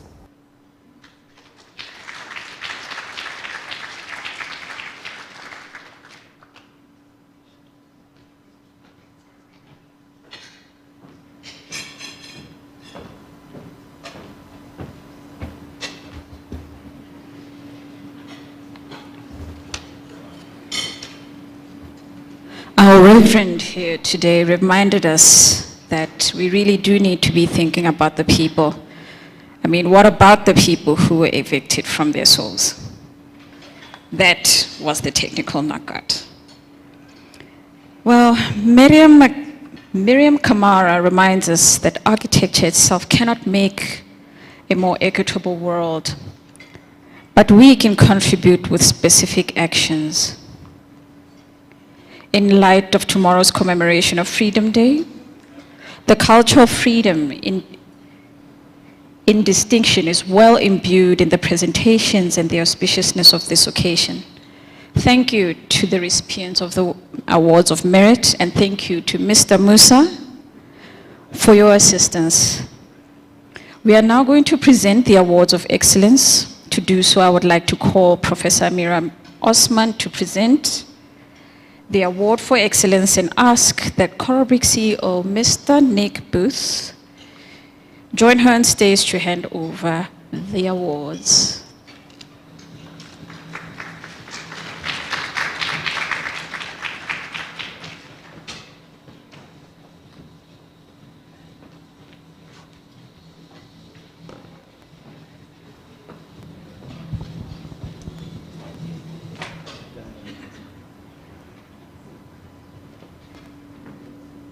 Thank you so much, Katlehu. So the first award for excellence goes to Jewel City by Gas Architecture Studio. Jewel City by Gas Architecture Studios.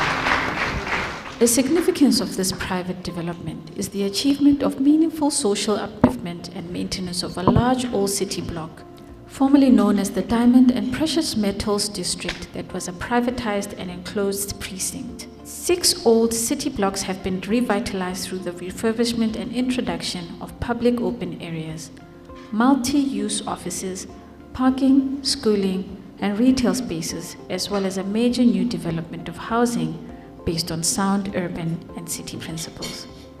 Extra care has been taken to ensure the development's total integration with the city and adjacent Maboneng. This is achieved through its strategy to introduce and reinforce a public pedestrian walkway and courtyards with seating, landscaping, and mural artworks that encourage people to slow down and use these spaces. Despite being a private venture, conscious decisions were made to reduce and eliminate the standard defensive spaces we usually encounter as public open spaces. This was achieved by opening the edges of the previously exclusive precinct edges. The precinct ensures day and night safety through attention to details like roller shutter doors, shop fronts placed on the inside, shop brand lighting, and the inclusion of high-density housing. The project makes clear commentary on what can be done well, with intentions that expand beyond the commercial. As urban infrastructure, the project shifts perceptions on how people can be provided for without compromising the fiscal value and benefit for developers. These decisions make for resilient inner-city social and urban spaces.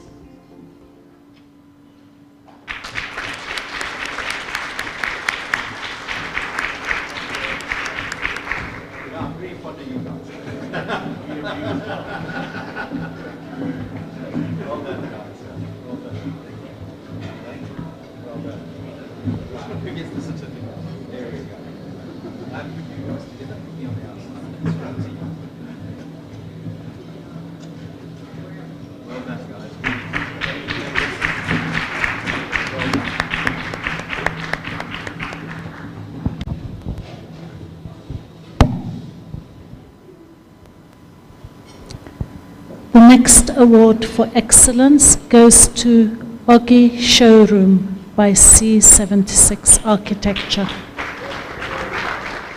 Ogi Showroom by C76 Architecture. This showroom performs as a layering of brick, steel, and timber. The layering is complexly interwoven with the kinetic and intangible conditions of light, upward motion, and transparency. The dramatic entrance doorway has a mechanical tip-over door that is beautifully proportioned and detailed. The internal, external staircase wall is innovatively crafted and textured with handmade basket-like brickwork, letting in air and light. The internal spaces are strategically open plan, allowing the building to change over time. Though a small-scale project, intricate moments in the junctions that relate to the adjacent buildings and sites create breathing spaces for the users, and some have dramatic internal volumes. The architects have displayed a clear sensitivity and awareness to the role the users play in making buildings, whether the users are the employees, potential clients, or architects viewing products. There is a clear acknowledgement of the building's context and its relationship to the street, along with an acknowledgement of its scale. This architecture project experiments with movement through interconnected volumes, volumetric subtractions on the outside, and textured and simple technologies. The building brilliantly showcases the range and potential of the client's products, even though it does not depend on those products for its successes, through the use of the products and their display throughout the building. The showroom is an exercise in restraint, is meticulously designed, and is well crafted.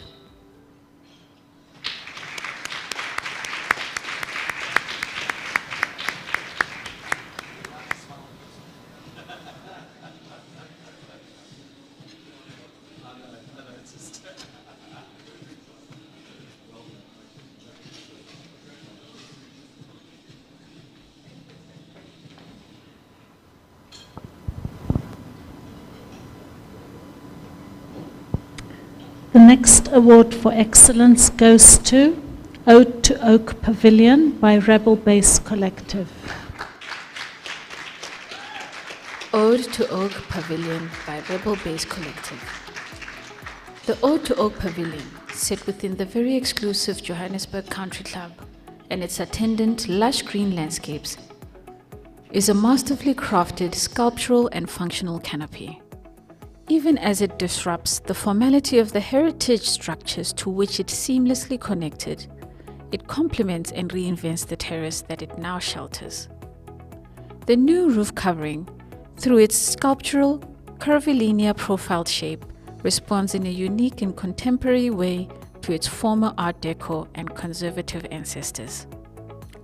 The grand old large oak trees, together with the Art Deco balcony above, and the need to integrate green views from above, become the scalar units with which to architecturally repost the old. The commentary leveled here is that challenging what has traditionally been held as sacrosanct heritage can be clearly contested in a very deliberate and sophisticated way. The project is lauded for its contribution to opening up the dialogue about what it means to merge contemporary architectural languages, technologies, and materials with traditional Western architectural language. Indeed, the project provokes interactions and shifts perceptions of how we should approach historicized sites and build form within contested landscapes.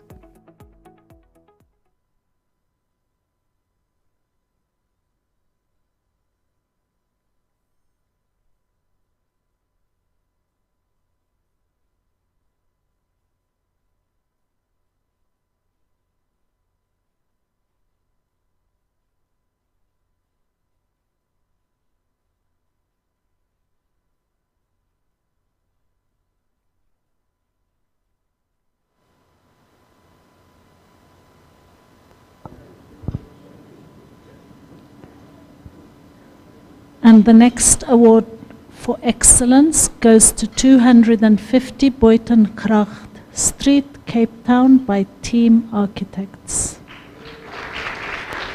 250 Buitengracht Street, Cape Town by Team Architects. The conversation around urban density and compaction in historically white suburbia, adjacent to or in close proximity to diverse inner cities, has been engaged in this project.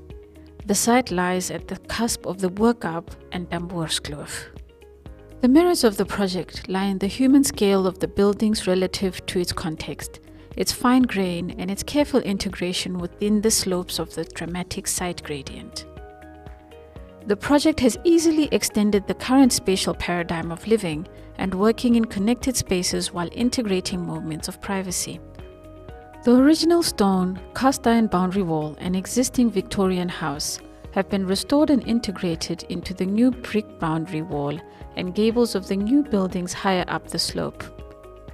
The main Victorian home has been altered behind its facade and split in two by the new additions, flattening the hierarchy of a typical manor house. Contemporary interiors and shared planted courtyard spaces make for a very livable city-suburban lifestyle, with shared and communal spaces simultaneously making for possible social engagement and privacy. The selection of materials complements the planning strategy, merging old stonework adjacent to new brickwork. Old plastered brickwork with new steel and corrugated cladding helps break down the scale of the single project into intimate pieces of beautifully detailed spaces. It is an important addition to the conversation around the possibilities that mixed-use or mixed programming buildings offer, as well as to the too often fraught dialogue on what constitutes appropriate architectural responses in heritage-sensitive or historically contested contexts.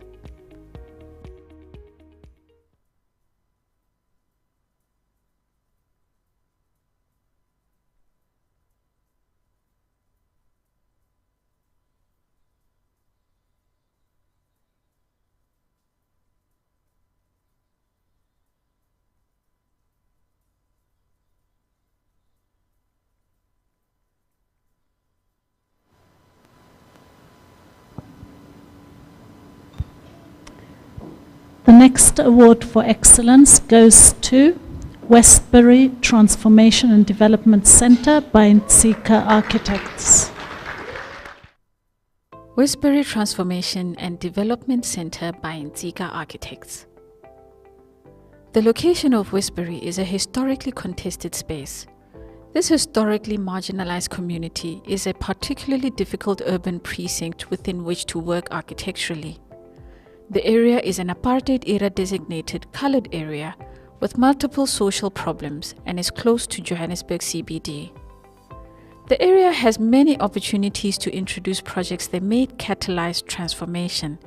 With this in mind, in its programming and design, this project begins to tackle challenging aspects of social and spatial justice and simultaneously provides crucial social infrastructure.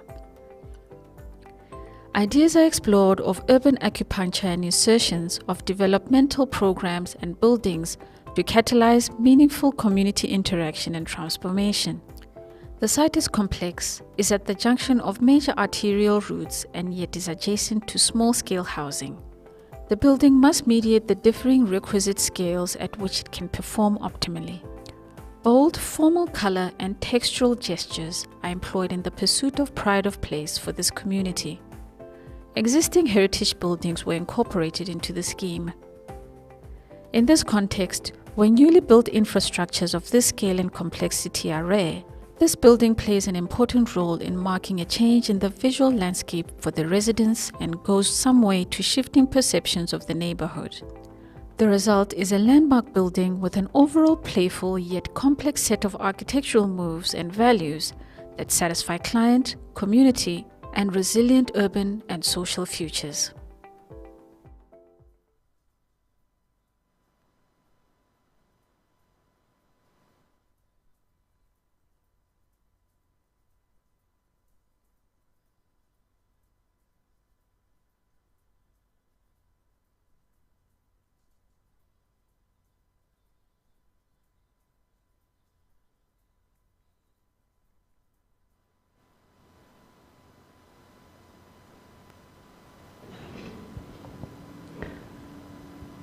Another award of excellence goes to House Straw Additions, Alterations and Pool House by Len Joubert. House Straw by Len Joubert Architects. The original house was built in the exclusive suburb of Westcliff in Johannesburg. It is perched at the top of a cliff overlooking a school to the south and has wide northern windows looking over a large, lush garden. The house, built in a modernist tradition, was exemplary of typical suburban housing rather than a fine example of modernist architecture. The architects and owner have thus taken the liberty to fundamentally alter and disrupt the original workings of the house. The large openings to the north are newly treated modern moving sliding glass openings. The blank, old southern edge of services has been altered into new glass walkways providing new city views to the south. The owner is a landscape architect and lived and worked in the house while some ad hoc changes were made. The complete renovations have taken place over several phases and over a long period, allowing for a deeper engagement with the site, design process, and product. Consequently, there would appear to be no back or front to the house, as all edges can be actively engaged with and have a direct connection or relationship with the spectacular site. Despite this, there is a unified architectural language holding together the whole. Even with its small concessions to the heritage elements, such as the original steel balustrade, it transcends and integrates these into the expressive architectural execution. The pool pavilion is a homage to the glass box trope with which we are all familiar. Where it deviates is in its dynamic construction. The roof of the pavilion structure in the garden is an engineering feat, hung from slender steel columns and enclosed with glass. It makes for dramatic views and experiences of the Johannesburg sunsets. The pool pavilion also acts as a sculptural element in the garden, is habitable, and is a small lit jewel in the evenings.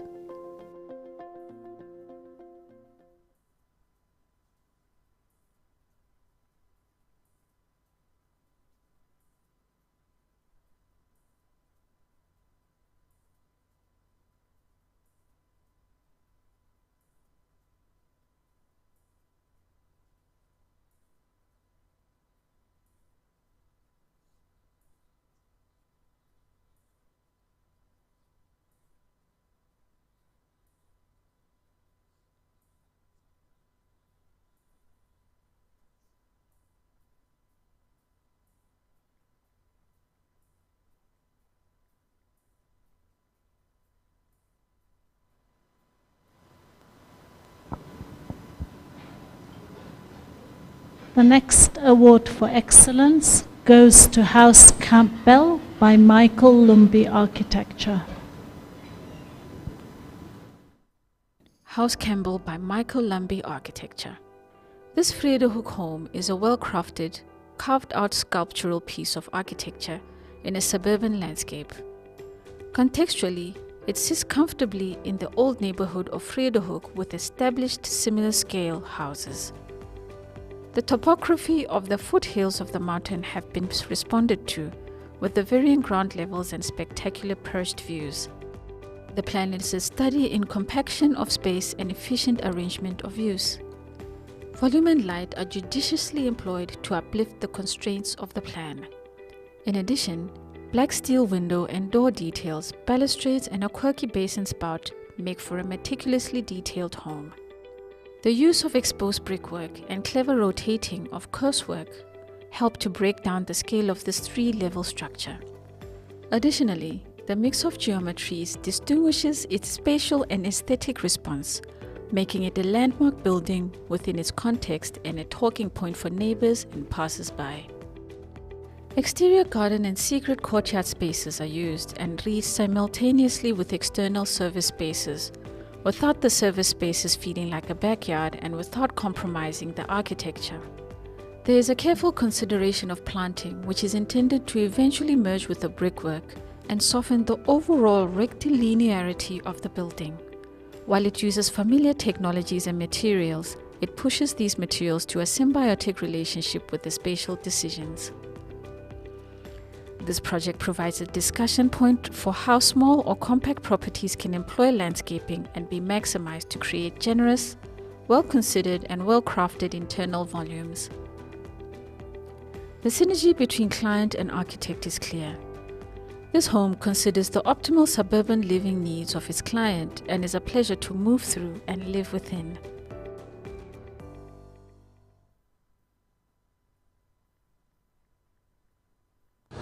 Hi again. Wow.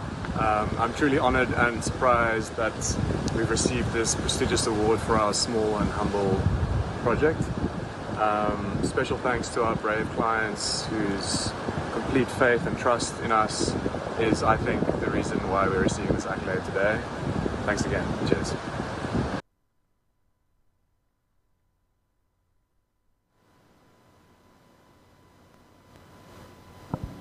I think we've come to the final one.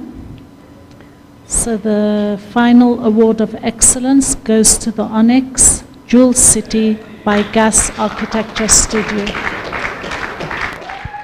The Onyx Jewel City by Gas Architecture Studios. The new Onyx housing development is part of the new Jewel City precinct. With 348 bachelor, 226 one-bed, and 91 two-bedroom units, the project is an ambitious inner-city housing proposition. The significance of the project lies in the sheer number of units achieved within the constraints of the site and budget.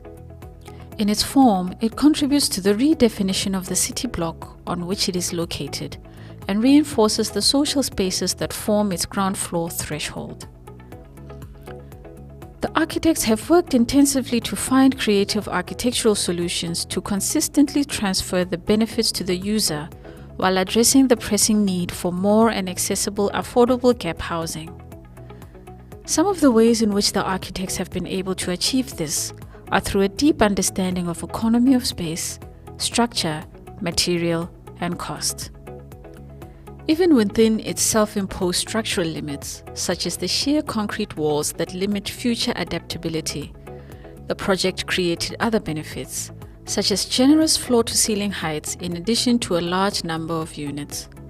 In the almost stark utility of the finishes, the very rational system installations and fittings, and the essentializing of building infrastructures, the project demonstrates a good response to some of the gaps in the housing market for the diverse demographic it will serve. The building can be read as a manual in design efficiency while still creating quality living and socializing environments. The result is an overall responsible and sustainable housing solution designed in detail to exact economic standards. Its overall execution is a positive departure and deep critique of similar housing models and projects within the city and elsewhere, and is executed superbly.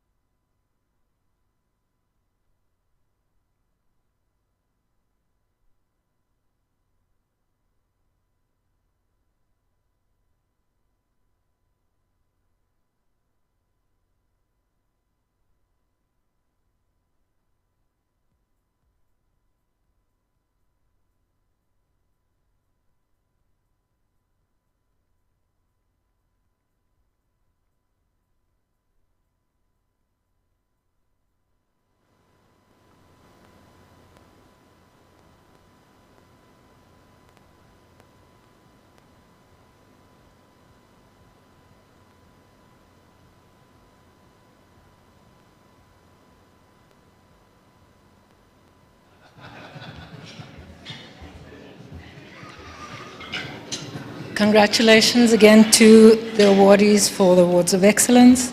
Thank you, Amira and Nick, for doing those presentations. I've been asked, just as a point of clarity, to explain that some of the Awards of Excellence that have been received were from projects that received Awards of Merit, which we felt required and demonstrated an excellence in the execution. Well, that was fun, a marathon rather than a sprint. We've come to the end of this evening's program, and in closing, I'd like to acknowledge and thank the following people for the work they've put in to deliver the 2021-2022 Corobrik Awards of Merit and Excellence. Our adjudicators, Karabo Motsepe, Sushma Patel, Amira Asman, Reverend Michael Wieder, and myself. And we'd like to present a special gift to Amira.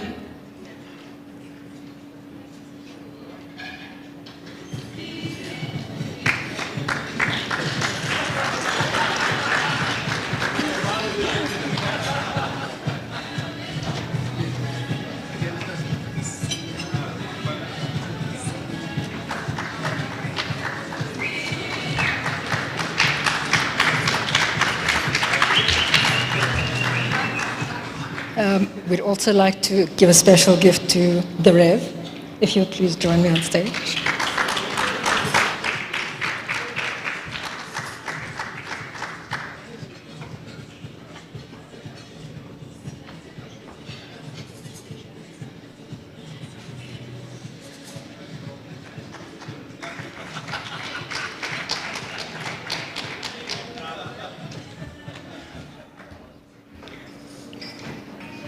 Next, we'd like to thank architect Katlego Lebete for being a superb co-MC and for doing all our amazing voiceovers.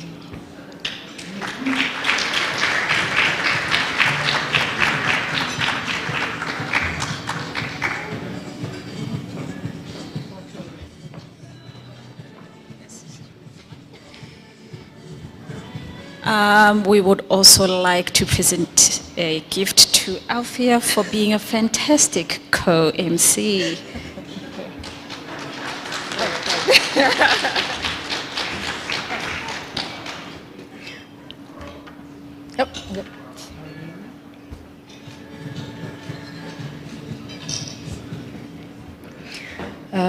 The next person, and in the behind-the-scenes crew, Ms. Jackie Cullis, our SAIA Interim Executive Officer, Ms. Penny Siebe, SAIA Executive Transformation and Marketing, as well as SAIA National Staff.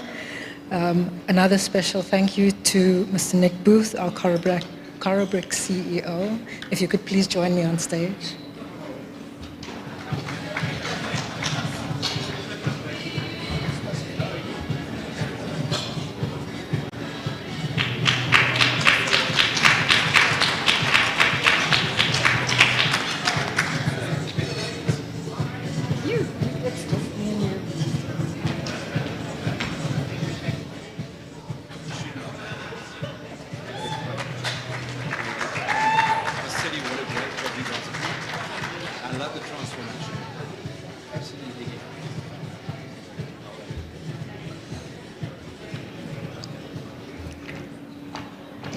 Along with thanking Nick, we'd also like to thank all his colleagues at Corobrik. Thank you for your continued support and sponsorship. We'd also like to thank SAICAP, the South African Council for the Architecture Profession, for their ongoing support to professional architects, Mr. Anton Opperman and his team from Triggerfinger for putting together the awards videos and making us look like superstars, Mr. Kagiso Morake from Kagiso Studios for designing the beautiful graphics for the awards, all SAIA regions, practices and members for their interest and support in ensuring that we have world-class architectural projects to showcase and award, the awards recipients in person and online, congratulations again, our distinguished guests in person and online, the venue staff and waiters. And we would also like to thank and announce that the House and Leisure magazine are the official media partners for the 2021-2022 awards book.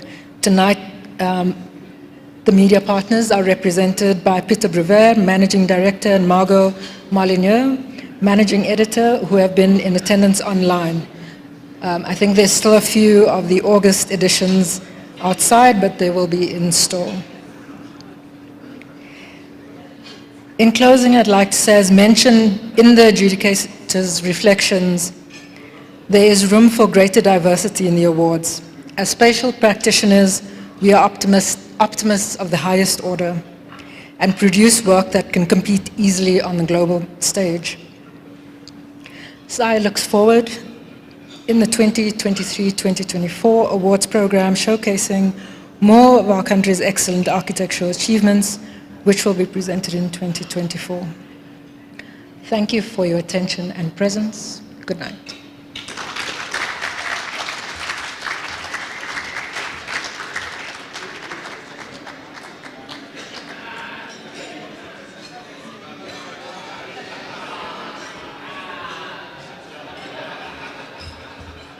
I've just been asked to add that there will be some media interviews and photographs with the winners in the media room.